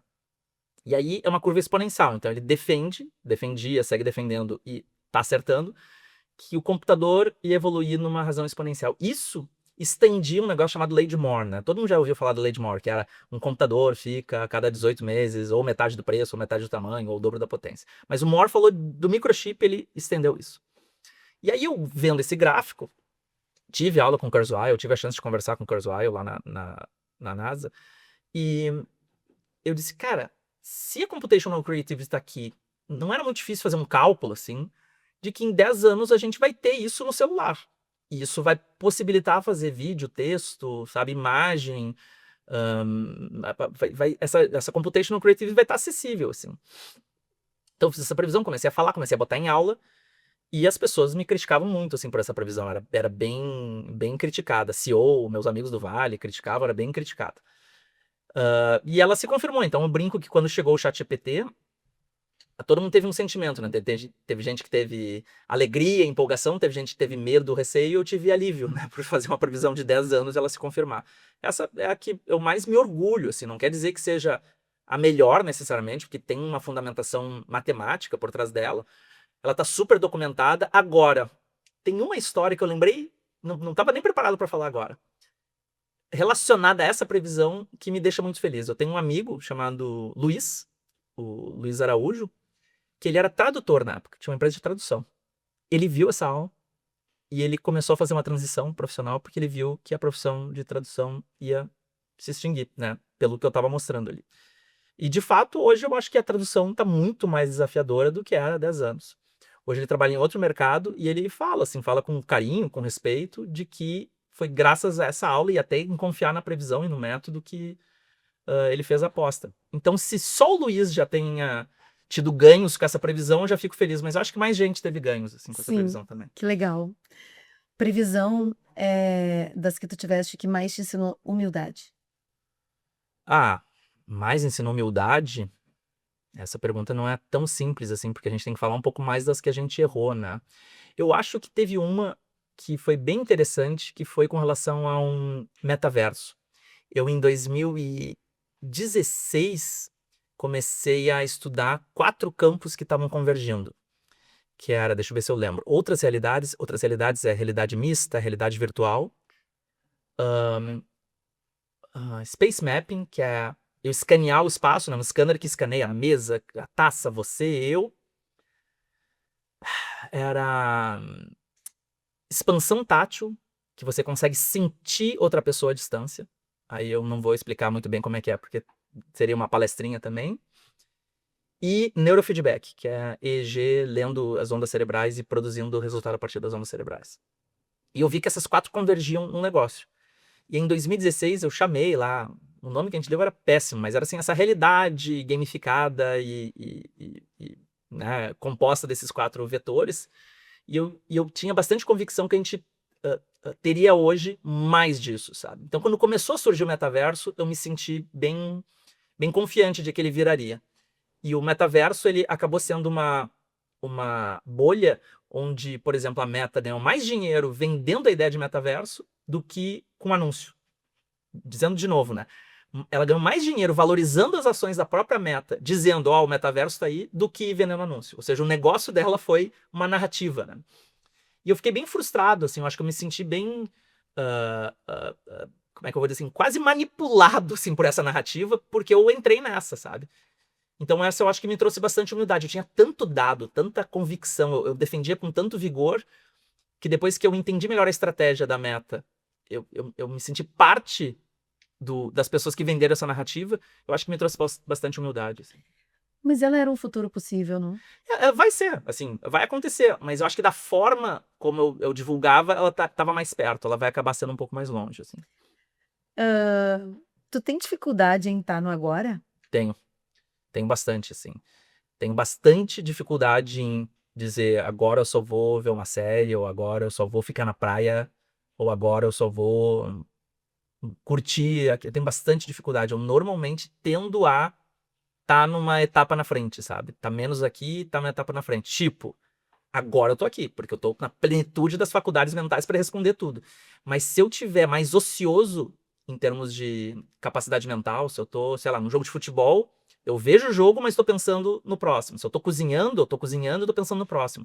Então, se eu não sou exigido intelectualmente, eu normalmente tô em outro lugar que não agora, assim. Uhum. E o que mais o futuro te roubou? Além do agora, esse agora do... Na verdade, Onde tu tava isso parado. tem a ver com um livro de um cara chamado Philip Zimbardo. O Zimbardo, ele é considerado por muitos o maior psicólogo do mundo. Assim. Ele que fez um experimento bem conhecido chamado Prisão de Stanford. Para quem nunca viu, tem inclusive filme disso. O Zimbardo, ele escreveu um livro chamado Paradoxo do Tempo. E ele diz, tese dele, com a qual eu concordo, que todos nós, a gente tem 5 copinhos, assim, como se fossem 5 copos. Cada um pode ter mais ou menos água. E cada um indica uma relação com o tempo. Então é o passado positivo, o passado negativo, presente hedonista, presente fatalista e futuro. Então, como é que é? O passado positivo é tudo que eu vivi, eu tirei aprendizado, eu, né, sou grato e assim por diante. O passado negativo é o que virou trauma, dor, que eu ainda tô preso, né? O presente hedonista é curtir o presente. O presente fatalista é uma relação de destino. Então eu tô preso ao presente, eu não domino o presente. E o futuro é futuro. E ele estudou isso e viu que as pessoas mais felizes, produtivas, são as pessoas que têm o seguinte perfil: altíssimo presente otimista, presente passado positivo, baixíssimo passado negativo, razoável hedonista, alta zero de fatalista e razoável de futuro. Quase como se dissesse assim, ó, aprende com as coisas, curte o agora, mas colhe, né, planta para amanhã. Que é quase assim a filosofia de todas as grandes, né, escolas de pensamento do mundo. Então o meu trabalho, eu acho que como alguém que quer melhorar, assim, é trabalhar nesse presente hedonista, sabe? Eu, obviamente, tenho os meus momentos hedonistas, né? Eu adoro vinho, eu tenho minhas wine trips, tenho os meus momentos de curtição, mas eu tenho que estar sempre me policiando, porque eu acho que o meu copinho, ele esvazia rápido, sabe? Sim, tu vai buscar. Eu vou buscar. Pois então, quero entrar no sucesso e no preço dele, né? Então a gente teve momentos extraordinários aqui teus, que é o ONU NASA Singularity que tu trouxeste, gravidade zero, capa de revista, né? Sim. Que já aconteceu. E olhando para trás, qual desses momentos realmente tu sente que mudou a tua vida? Tu falaste da Singularity, né? Que eu acho que tem um negócio forte para ti. Mas que mudou a direção? Boa Porque às vezes dá uma impressão que não é nada com a conversa agora, tá? Quando eu Sim. montei as perguntas, eu pensei foi alguma coisa, porque às vezes a gente pensa que é um lugar ou um acontecimento que faz esse movimento na gente, mas às vezes não é nada disso. Às vezes é a soma de um monte de coisa que dá um... Eu acho que eu tenho uma resposta para isso. Eu fiquei assim, flutuando aqui.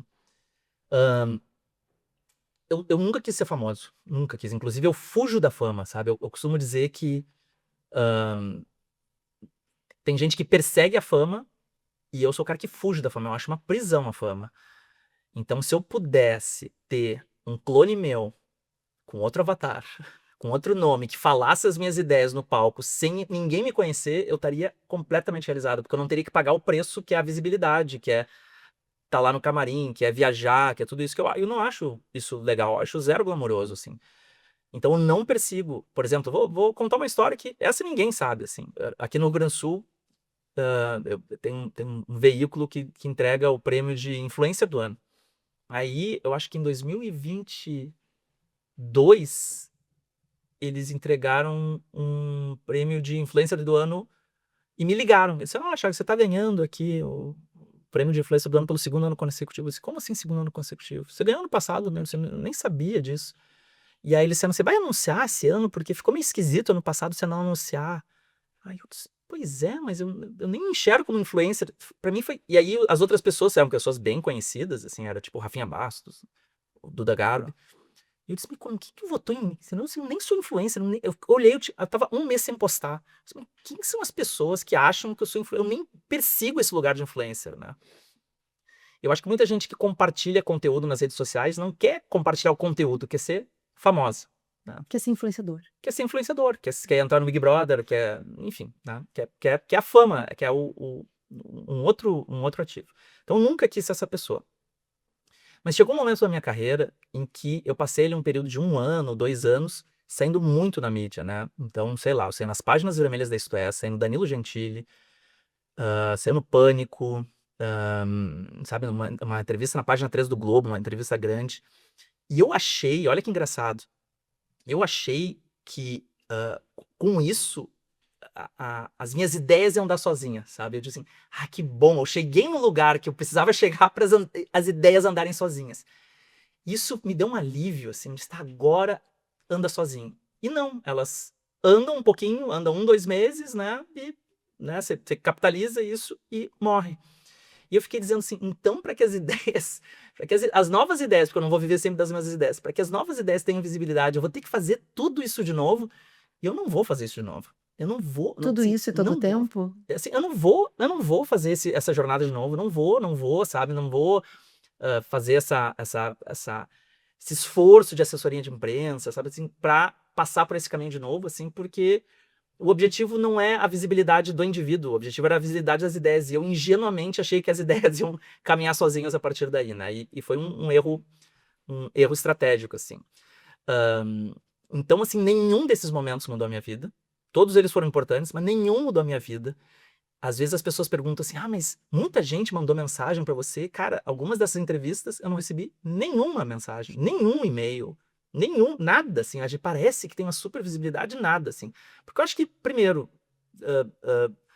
às vezes tem um sentido mais de entretenimento que de educação, e segundo, que nem sei se as pessoas entenderam totalmente o que foi dito, né? Tem algum desses lugares, e talvez ele esteja nessa tua narrativa agora, que tu chegaste e não era aquilo tudo que tu imaginaste? Acho que todos foram, assim, porque, de novo, eu não estava perseguindo a visibilidade, sabe? Tava perseguindo. Eu realmente tinha essa ideia, assim, de que os conceitos criados, a autoralidade nossa, caminharia sozinho, assim. E não aconteceu. Mas o que eu ia dizer, Ju, é o seguinte, que tudo isso foi resultado do momento que eu acho que foi life change, que foi a Singularity, e que ali aconteceu uma coisa que eu nunca entendi, nunca teria entendido. Foi me sentir internacional. Foi dizer assim, cara, eu tô jogando no Real Madrid. Eu sou o lateral direito, reserva. Eu não sou o Zidane, eu não sou o Beckham, eu não sou o Ronaldo, não sou desse grupo aqui a figura mais proeminente, mas eu tô no Real Madrid. Isso aqui é pra muito pouco, sabe? Isso aqui é um privilégio muito grande. E pela primeira vez, eu validei as minhas ideias internacionalmente, sabe? Eu tenho maior carinho pelo mercado local, tenho maior orgulho de ter pulado do local pro nacional, mas jogar no jogo do Real Madrid foi importante pra mim, sabe? Foi importante pra, se algum cliente um dia questionar as ideias, ou se alguém colocar um comentário excessivamente crítico nas redes sociais, ou se uma palestra não tiver as palmas tão efusivas como outra já teve, eu lembrar desse momento Esse legado de tal e autoridade, dizer né? que tá tudo bem, entendeu? Assim, o histórico que me representa não é esse momento, sabe? Existem outras coisas maiores que representam a espinha dorsal profissional que me levou até esse lugar. Então isso me dá eu mandei um e-mail até para pro nosso time interno, assim, o título do e-mail era bem esse, assim, me senti jogando no Real Madrid. E eu tenho a sensação de que toda vez que eu preciso voltar para esse lugar me acolhe, assim, me dá um abracinho, assim, e não deixa de ser um validador desse trabalho. A ONU foi legal, mas a ONU, quando diz ONU, né, a gente imagina aquela salão oval com Obama sentar, sabe? Não, não foi isso, assim, foi, claro que foi uma palestra na ONU em Genebra, um evento bacana, um evento importante, mas para mim foi quase mais uma palestra, assim, eu nem fiquei nervoso, nem me senti desafiado, nem ninguém fez pergunta difícil, assim, poderia quase dizer, assim, que, sabe, outros eventos foram palestras bem mais importantes para mim do que essa, mas é um check, assim. Pois é, o que tu considera grandes assinaturas, né? Lugares que realmente tu foste recebido como autoridade, que isso fez diferença hoje na formação da tua oferta, né? Do que tu apresenta hoje de oferta para o mercado. E eu coloquei aqui a ONU como uma delas, ela não foi das suas maiores como tu trouxeste, mas ela é uma representativa que tem uma assinatura, né? Digamos assim, te valida demais. Falando do Thiago, da pessoa, do homem, quem foi a primeira pessoa para quem tu quis ligar? Engraçado, né? Porque eu, assim, a figura profissional sempre foi meu pai, né? Que eu falei aqui, né? Então, a pessoa a quem eu queria pedir atenção, né? Dizer, olha só, pai, olha só o que aconteceu, seria meu pai, né? Mas houve uma reconfiguração ali naquela história que eu contei da minha mãe, e eu acho que eu coloquei eles em prateleiras parecidas. A pessoa que eu queria falar mesmo era o Felipe, meu sócio da Perestroika, né? Porque a gente sempre foi parceiros disso, a gente sempre construiu tudo junto, assim. Então eu sempre achei que era tudo nosso. Não era meu, não era dele, era sempre tudo nosso. E a pessoa que eu queria falar, e que eu acho que foi com quem eu falei, assim, foi o Felipe. Assim, a primeira vez que uma figura importante, né, um apresentador de TV chamou, assim, para ir na casa dele, para apresentar, né, as nossas ideias, para ele talvez investir, eu disse, ô Felipe, vai comigo, né? Ele me convidou, mas vai comigo, porque não é sobre mim, né? É sobre nós. é sobre nós, né? E eu me lembro do Felipe ficar bem emocionado com isso, né? Manda um beijão, Felipe, espero que ele veja isso aqui. A gente continua trocando. Ontem tava mandando mensagem para ele. A pessoa que eu queria falar era o Felipe, assim, que é esse irmão da vida que a carreira acabou me entregando, assim. Com relação a essas cicatrizes de negócio, tu tiveste questões com sócios, né? Quem não teve? Quem não teve, Só né? quem não teve sócio Quem não teve. Com sócio e com parceiro não tem, né? É difícil não ter. Se tu pudesse voltar no tempo, o que tu teria feito diferente nessas relações? Eu teria sido mais generoso. Porque a pessoa mais capaz é quem tem a abrir mão. E naquele momento eu era mais capaz, eu tinha mais grana, eu tinha um conhecimento de negócios que eles não tinham, eu tava com mais tempo, eu tinha que ter aberto mais mão. Eu quis ser muito justo, sabe, aquela coisa da justiça. Esse é o justo, e acho que a justiça às vezes é ego, sabe? É dizer assim, não, porque eu trabalhei mais que você, então eu preciso de mais, assim, que é o justo. Mas não é, sabe, a pessoa mais capaz tem que abrir mão. Então, o primeiro desentendimento que eu tive, que eu lamento muito, assim, que houve, foi uma pessoa que eu ainda respeito, ainda admiro. Se vir esse vídeo, espero que exista a possibilidade de uma reconexão, que a gente trabalhou junto muito tempo, e que essa pessoa quis sair da empresa, pediu um valor que era completamente absurdo. Hoje em dia, e ela se sentiu chateada por a gente não entregar esse valor. Eu consigo entender a dor da pessoa. Porque todo mundo acha que a sua empresa vale $1 milhão. Eu nunca vi um empreendedor fazer um valuation de menos de $1 milhão. Todo mundo acha que a sua empresa vale $1 milhão. E eu, como um cara que sabia mais de negócio que ele, tinha que ter tido a grandeza de ter explicado, sentado junto com ele, feito o valuation junto com ele, acolhido a narrativa dele, até chegar no valuation que valia de fato. Para tirar do âmbito emocional só, talvez, né? Era isso. Então eu não fui capaz, sabe? Hoje eu percebo, assim, foi minha responsabilidade isso, sabe? Foi meu erro. Não foi erro dele, foi erro meu, sabe? De não ter conduzido a conversa nesse lugar, de querer ser muito justo, muito isso, muito aquilo. Teve outro sócio que a gente tinha um acordo também que ser muito justo, né? E romper as relações e me defender, assim, com muitos dados e fatos, e talvez a gente tivesse que ter dado uma saída honrosa, porque quando a pessoa tá acuada, ela sempre é agressiva, né? Se você dá uma saída honrosa, eu teria respeitado tudo que a gente viveu junto. Então também foi, eu considero o erro meu de não ter dado uma saída honrosa, ter deixado ele acuado, né? Tem outras histórias, assim, que eu poderia listar, Mas todas elas eu me autorresponsabilizo, sabe? Eu digo assim, eu poderia ter feito algo diferente, ou antes, ou durante, ou logo depois, né? Que clareza, Thiago. Eu sinto assim que, podendo voltar no tempo, eu teria agido com mais, por ter mais capacidade de negócios que a maioria deles, eu diria que todos eles, eu tinha que ter conseguido transmitir o que eu estava vendo e que eles não estavam vendo, sabe? Tu, como leitor de padrões, tu consegue ler algum tique que foi difícil para te derrubar ou ajustar? Uhum. É um termo meio clichê, assim, mas eu acho que é impermanência, assim. Um termo que eu uso muito é impermanência propositiva. Eu acho que isso conduz muito a minha vida. É quase se eu tivesse uma escola de pensamento, provavelmente seria impermanência propositiva. O que é impermanência propositiva? É saber que a gente sempre vai mudar. É deliberadamente mudar. É quando virar faixa preta, voltar a ser faixa branca, mas sempre propondo algo novo ao mundo. Assim. É sempre dizer assim, o mundo é abrir a clareira e quando a clareira está aberta, abrir uma nova clareira. É não curtir a clareira aberta por ninguém. Para mim, essa é a minha filosofia de vida, assim, que eu chamo de impermanência propositiva. Esse é o padrão mais claro na minha jornada, assim. Seja antes de ser profissional, seja depois de ser profissional. Então, eu tenho como uma recompensa emocional muito mais esse pioneirismo, muito mais essa coragem de se lançar ao mar, do que depois de descoberto o território, usufruir dele. Então tem essa visão mais futurista e menos hedonista, né, que a gente falou, né? Tem pontos bons e pontos ruins, mas eu acho que isso é quase o que me identifica como ser humano, assim. Que legal. Eu não, toda vez que tu fala dessa tua parte, eu vou lá pro colégio e penso, claro que não é só disso que é feito, mas como isso te leva nessa história toda, na tua narrativa, ao começo de tudo, né? A tu aprender a fazer esse caminho. Porque esse caminho, ele pode ter uma parte inata em ti, mas uma parte dele é aprendido.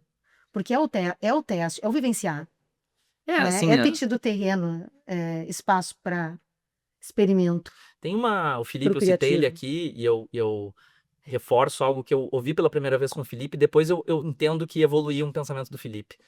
Que existe uma licença poética para o termo aprender. Olha o que eu olhei agora. Eu olhei o tempo e pensei, a gente extravasou o tempo, que Mas maravilha! Eu sabia que isso ia acontecer. vamos ir Vamos, amarrando bora. aqui. Vamos, Vamos amarrando. Aprender tem uma licença poética que é aprender a aprender. Então é não prender. A parte difícil de aprender não é contato com o novo. A parte difícil de aprender é abrir mão do que nos identifica, né? Porque todo mundo tem algo que se identifica, né? Eu sou um futurista, eu sou um empreendedor, eu sou um pai, eu sou gaúcho, eu sou... É mais ou menos como aquele brinquedo que tem o círculo, tem o quadradinho, tem o triângulo. Se eu só sou triângulo e me derem uma estrelinha, eu vou enfiar o triângulo na estrelinha e vou, de alguma forma, explicar para o mundo inteiro que aquilo é uma estrela que perdeu as outras pontas, entende? A não ser que eu seja capaz de me desconstruir de fato, né? Eu acho que o termo desconstruir, às vezes, ele é usado de uma maneira né, mais politizada, assim, mas nesse caso eu acho que a desconstrução é mais uma abertura a uma nova identidade, assim. Eu já tenho uma marca tua em mim para falar no final. Falando do pai, o que mudou em ti depois do nascimento do Valentim? Uhum. Existe o clichê, que é meu filho mudou a minha vida. Normalmente eu digo assim, olha, vocês como eu mentoro muitos palestrantes, eu digo, vocês podem falar de qualquer coisa, menos meu filho mudou a minha vida. Isso está proibido, porque todo mundo, né, que se presta tem uma transformação a partir do nascimento do filho. E que bom que o filho muda a vida, né? Tem mais é que mudar mesmo. Mas eu acho que a coisa que mais fez... mais teve impacto, assim, na relação com meu filho, assim, foi que desde que meu filho é muito pequeno, assim, eu sou divorciado. E eu tive que tomar uma decisão de desacelerar toda a minha vida profissional para passar metade do meu tempo com ele, né? Então, várias vezes, eu vou a São Paulo, volto de São Paulo, só para contar a historinha para ele. No outro dia eu vou a São Paulo de novo. Volto de São Paulo para ficar com ele, e no outro dia eu vou a São Paulo de novo. E as pessoas dizem, mas cara, como é que você faz isso, né? Tipo assim, não é ir na Zona Sul, é ir a São Paulo. Eu digo, mas isso é a paternidade, né? A paternidade é uma decisão, de novo, é ser adulto e dizer, eu decidi passar tempo com esse indivíduo aqui. Se eu não passar tempo com esse indivíduo, além de ser ruim para ele, é ruim para mim, né? Eu tô deixando de aprender uma série de coisas. óbvio que eu tenho esse privilégio, óbvio que eu me preparei para isso, óbvio que eu tive a chance de, quando fui pai, estar mais organizado financeiramente, profissionalmente, para tomar essa decisão. Então, a decisão do desapego, de novo, aprender, né? Não prender, é dizer assim, cara, eu não vou me aposentar com a idade que eu achei que eu ia me aposentar. Eu não vou ter a carreira que eu achei que ia ter com essa idade aqui. Eu não vou ter essa visibilidade das minhas ideias nesse período porque eu decidi ser pai. Esse desapego é o grande aprendizado para mim, né? Obviamente, né? A segunda coisa que eu acho linda, assim, é a imprevisibilidade, né? Porque futuros e imprevisibilidade são quase a mesma coisa, né? E o mais imprevisível que uma criança, acho que não tem. Tem uma frase que eu uso muito, assim, um aforismo que eu faço muito, que é: mudança carrega dentro de si a palavra dança, né? Mudança. E eu sempre acho que quem enxerga a mudança como uma marcha, que é rígida, reta, coreografada, sofre com a mudança. E quem enxerga como uma dança, dança, né? Cada um no seu ritmo, cada um no seu jeito, cada um da sua forma. A criança permite que a gente enxergue a mudança como uma dança, né? Não como uma coreografia. E eu acho que isso é um ganho excepcional para quem quer ser, né, um futurista. Que link com o futuro, né? Né? Eu entendo que esse privilégio, assim, é um privilégio bem grande, assim. Antes de entrar no bate-bola, Tá bom. que nós vamos ter que pular, e aí eu vou ter que fazer outra entrevista com o Thiago outro dia, porque faltaram aqui 15 perguntas das 30, tipo assim, né? Uma coisa neste nível, Thiago, para tu ver a tua vida, como é que ela é longa. Longa Tu de viu só? questionamentos, tu viu? Muitas horas de voo. São muitas horas. Mas assim, talvez ele então faça parte do que te fez mudar de opinião nos últimos 5 anos. O que te fez mudar de opinião nos últimos 5 anos? Tem muito do Valentim aí? Tem. Duas coisas me fizeram mudar de opinião. Duas coisas que fizeram eu mudar muito de opinião sobre o mesmo tema nos últimos 5 anos. Nos últimos 5 anos eu lancei um projeto, eu comecei a estudar o que mais ferrava o mundo em termos de sustentabilidade, né? Eu comecei a ficar mais interessado, à medida que eu tive filhos, sobre o futuro do mundo, né? E não tem como a gente não pensar sobre sustentabilidade. Eu fui estudar quais eram as indústrias que mais sujavam o mundo. A primeira, petróleo; a segunda, moda. E isso mexeu muito comigo, porque eu não esperava que fosse moda. Mas faz sentido, porque a moda é um ciclo de pouca necessidade, né? É de muito desejo e pouca necessidade. Então, assim, eu preciso de um tênis novo? Não, tem tênis para 20 anos. Preciso de uma nova jaqueta? Não. Mas existe um fenômeno chamado obsolescência programada por design, que é assim: agora é preto, agora é branco, agora é alto, agora é baixo. E se a gente tá com preto e todo mundo de branco, a gente começa a se sentir mal e vai lá e entra nesse mesmo lugar, né? Então, a ferramenta da moda, a base da moda é um negócio chamado obsolescência programada por design. Quando eu entendi isso, e eu entendi que isso tinha um impacto grande em sustentabilidade, eu quis criar uma plataforma chamada The Why Store. A loja do porquê. E a intenção era ser uma plataforma de moda sustentável e de anticonsumo. Porque a Amazon vai lá e diz: compre com clique. Se ela está dizendo compre com clique, ela está dizendo: nem pense muito, clica aqui e já comprou. Quando eu vi, eu já comprei uma coisa que eu não precisava, uma coisa que é porcaria, uma coisa que não vai chegar, uma coisa que suja o mundo, né? Não pensa muito sobre o consumo, porque se eu não pensar muito sobre o consumo, eu continuo consumindo. E eu quero fazer o contrário, eu quero fazer a loja onde o processo é um processo de letramento sobre consumo. Então o site não era nada, e era só uma pergunta assim: o que você precisa agora? Porque o termo precisa muda tudo, né? Quando você, por que eu preciso? A Lera Boroditsky, que é uma das maiores cientistas cognitivas do mundo, ela diz que o jeito que você fala é o jeito que você pensa, né? Mas essa é outra resposta. E aí, ao fazer essa plataforma, eu comecei a me perguntar o que era sustentabilidade. E para cada pessoa era uma coisa diferente. Uns diziam que era produção local, uns diziam que era insumos veganos, uns diziam que era devolver o dinheiro para quem produz. E eu disse: cara, é impossível ganhar esse jogo. Até que eu me dei conta que tudo isso era o mesmo jogo. Que todas essas atitudes eram o mesmo jogo. Isso mexeu muito comigo, de maneira a me preocupar mais com produção local, com saber como o dinheiro volta, saber quanto ele circula e assim por diante. E a segunda coisa foram as próprias enchentes, assim. Eu nunca me reconheci como alguém do Rio Grande do Sul. Sabe, eu sempre me senti um cidadão do mundo que, por acaso, estava no Rio Grande do Sul. Mas quando eu estava fazendo uma call com um cliente de São Paulo e passou uma ambulância, um helicóptero do lado da minha janela, assim, aquilo mexeu muito comigo, sabe? E eu me senti muito convidado a tentar fazer com que né, o nosso ambiente, aqui a nossa cidade, a nossa região, fique um pouco mais atenta a tudo isso. Por isso, o tal mapa de futuros, né? Então, com certeza, essa conjunção desses dois fatores me mudaram muito com relação a ESG, que por algum tempo eu via com carinho, mas não com atenção. Eu tenho mais uma antes do bate-bola, juro. Mas é que eu não tem como eu não O pessoal perguntar dos essa. bastidores aqui Não tem como. tá te Eu tô me olhando assim. desculpando já. Ó, eu até ofereço pra vocês um cajuzinho. Uma coisinha. Já tô terminando. Tu falaste, não quero ter nada material. Essa é uma frase que tu usaste esses tempos. E me veio, assim, o questionamento de, então, o que tu quer acumular, Thiago, Uhum. daqui pra frente? Assim, eu acho que se eu usei essa frase, talvez ela tenha sido num contexto onde talvez eu estivesse descrevendo algo, mas... Eu acho que tinha a ver com descrever, assim, o que tu ainda busca Sim.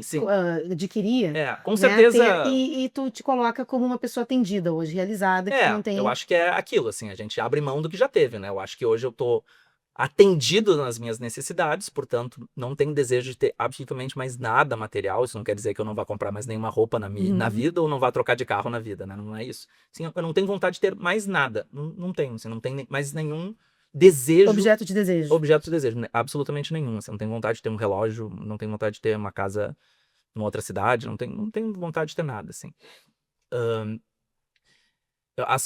Os meus interesses é pelos meus experimentos, é investir em experimentos. O que quer dizer em experimento? Assim, é pegar esse investimento, montar um negócio que ele é tão experimental que expresse a minha visão de mundo. Esse é mais empreendedor e menos empresário, né?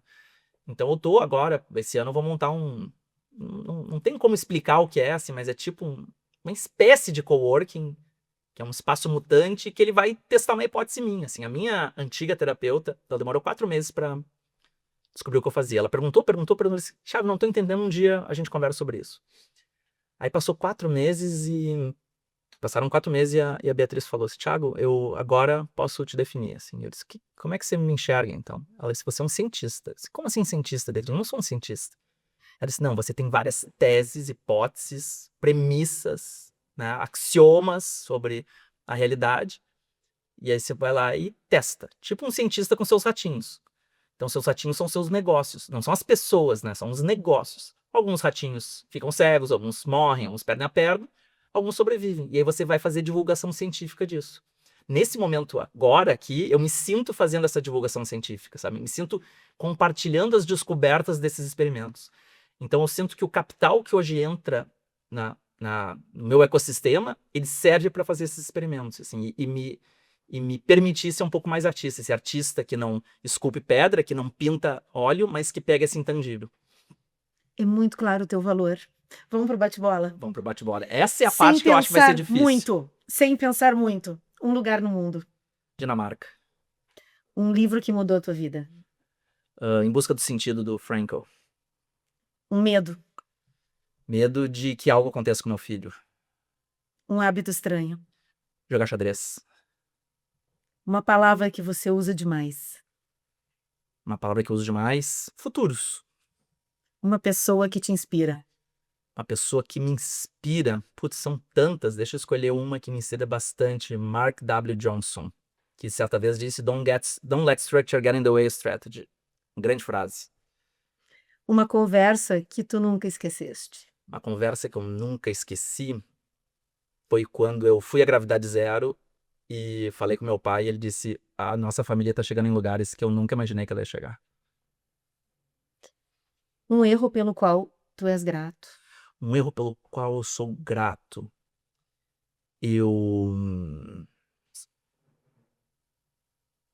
Essa é um pouco mais difícil, né? Um erro pelo qual eu sou grato. Nossa.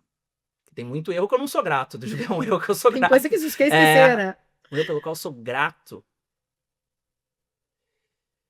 Uma das coisas que a gente começou lá no início da perestroika foi que eu pegava, os alunos depositavam na minha conta corrente. Entendeu? A gente não tinha um CNPJ, assim, né? Eles botavam na minha conta corrente. Isso é um erro absurdo, assim, de contabilidade, De contabilidade. de tudo, assim. Eles davam um cheque e eu depositava na minha conta corrente. Mas esse lado mais artesanal, eu acho que fez ser muito genuíno o negócio, sabe? Assim, meio... Tava todo mundo vendo que era tipo, sabe? Um jovem empreendedor, um grupo de jovens empreendedores querendo fazer um negócio acontecer sem tanta fachada, assim. Então eu considero que esse foi um erro, assim, foi um erro contábil, um erro, né, estrutural, um erro de CNPJ, mas que transmitiu uma verdade, assim, sou grato a esse erro. Se constituiu a verdade Constituiu do teu uma verdade negócio. do negócio, assim. Uma tecnologia superestimada. Superestimada. Uma tecnologia superestimada. Eu conheço muitas subestimadas. Superestimada. Normalmente eu falo o contrário, né? Tecnologia superestimada. Deixa eu te desafiar um pouco. Tu foi lá e me desafiou no palco. Um monte.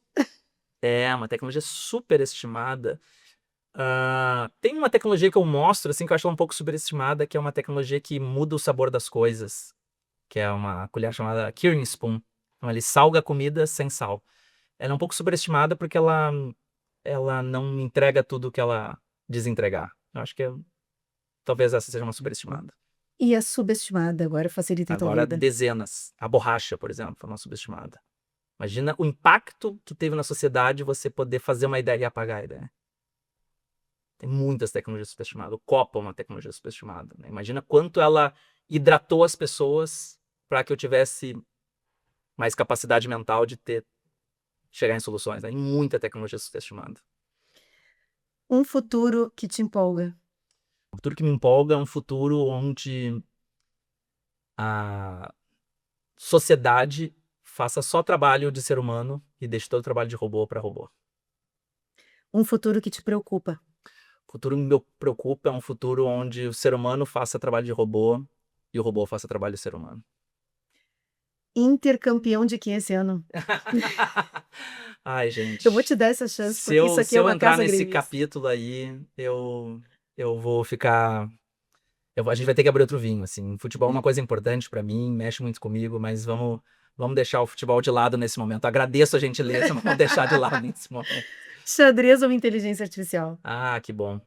Eu prefiro o xadrez. Porque o xadrez é uma mistura de ciência, arte e esporte, né? Eu acho que o xadrez tem mais possibilidades de jogadas de xadrez do que átomos no universo.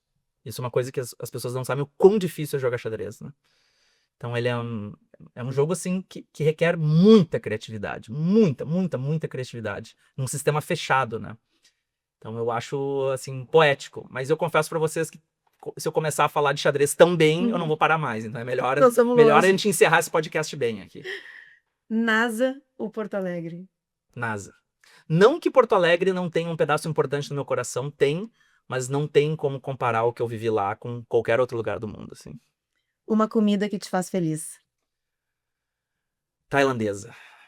É a cozinha que eu acho mais despretensiosamente incrível do mundo, assim. Um cheiro que te leva para a infância? Eu acho que a casa dos meus pais, a casa que hoje onde mora meu pai, ela é no meio do mato, ela é no Morro da Pamecor, e tem um cheiro muito característico que só tem lá. O melhor conselho que recebeste? Melhor conselho que eu recebi? Nossa, eu recebi muitos conselhos, assim, bons.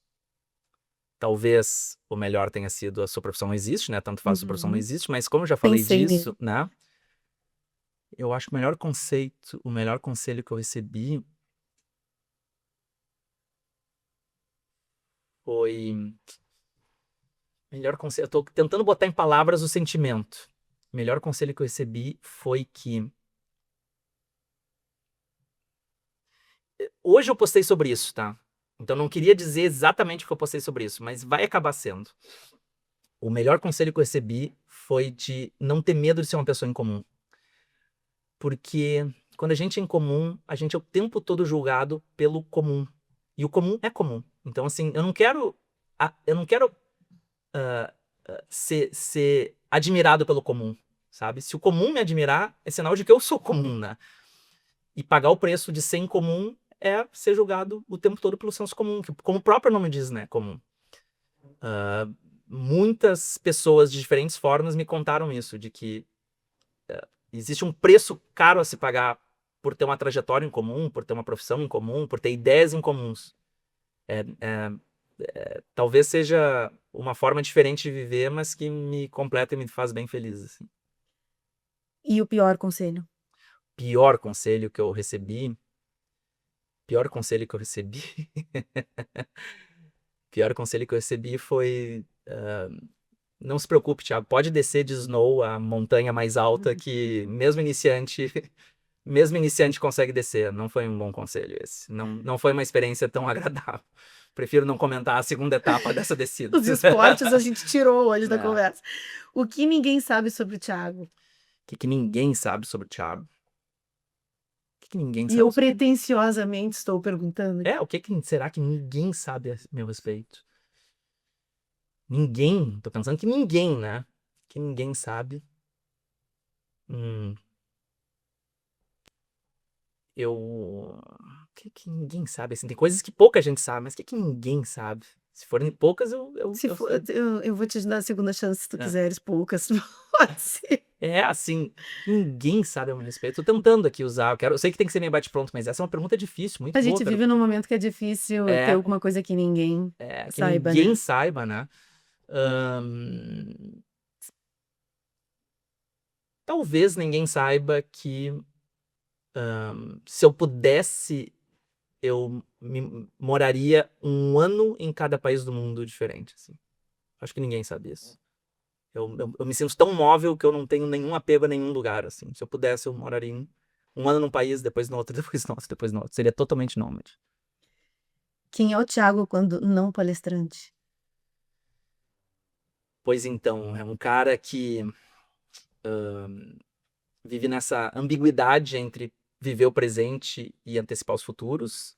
É um cara que vive na ambiguidade de querer ter as suas ideias viabilizadas sem estar exposto. É um cara que vive na ambiguidade entre ter conquistado bem mais do que precisa e não conseguir ajudar todo mundo que vê ao seu redor precisando desse excesso.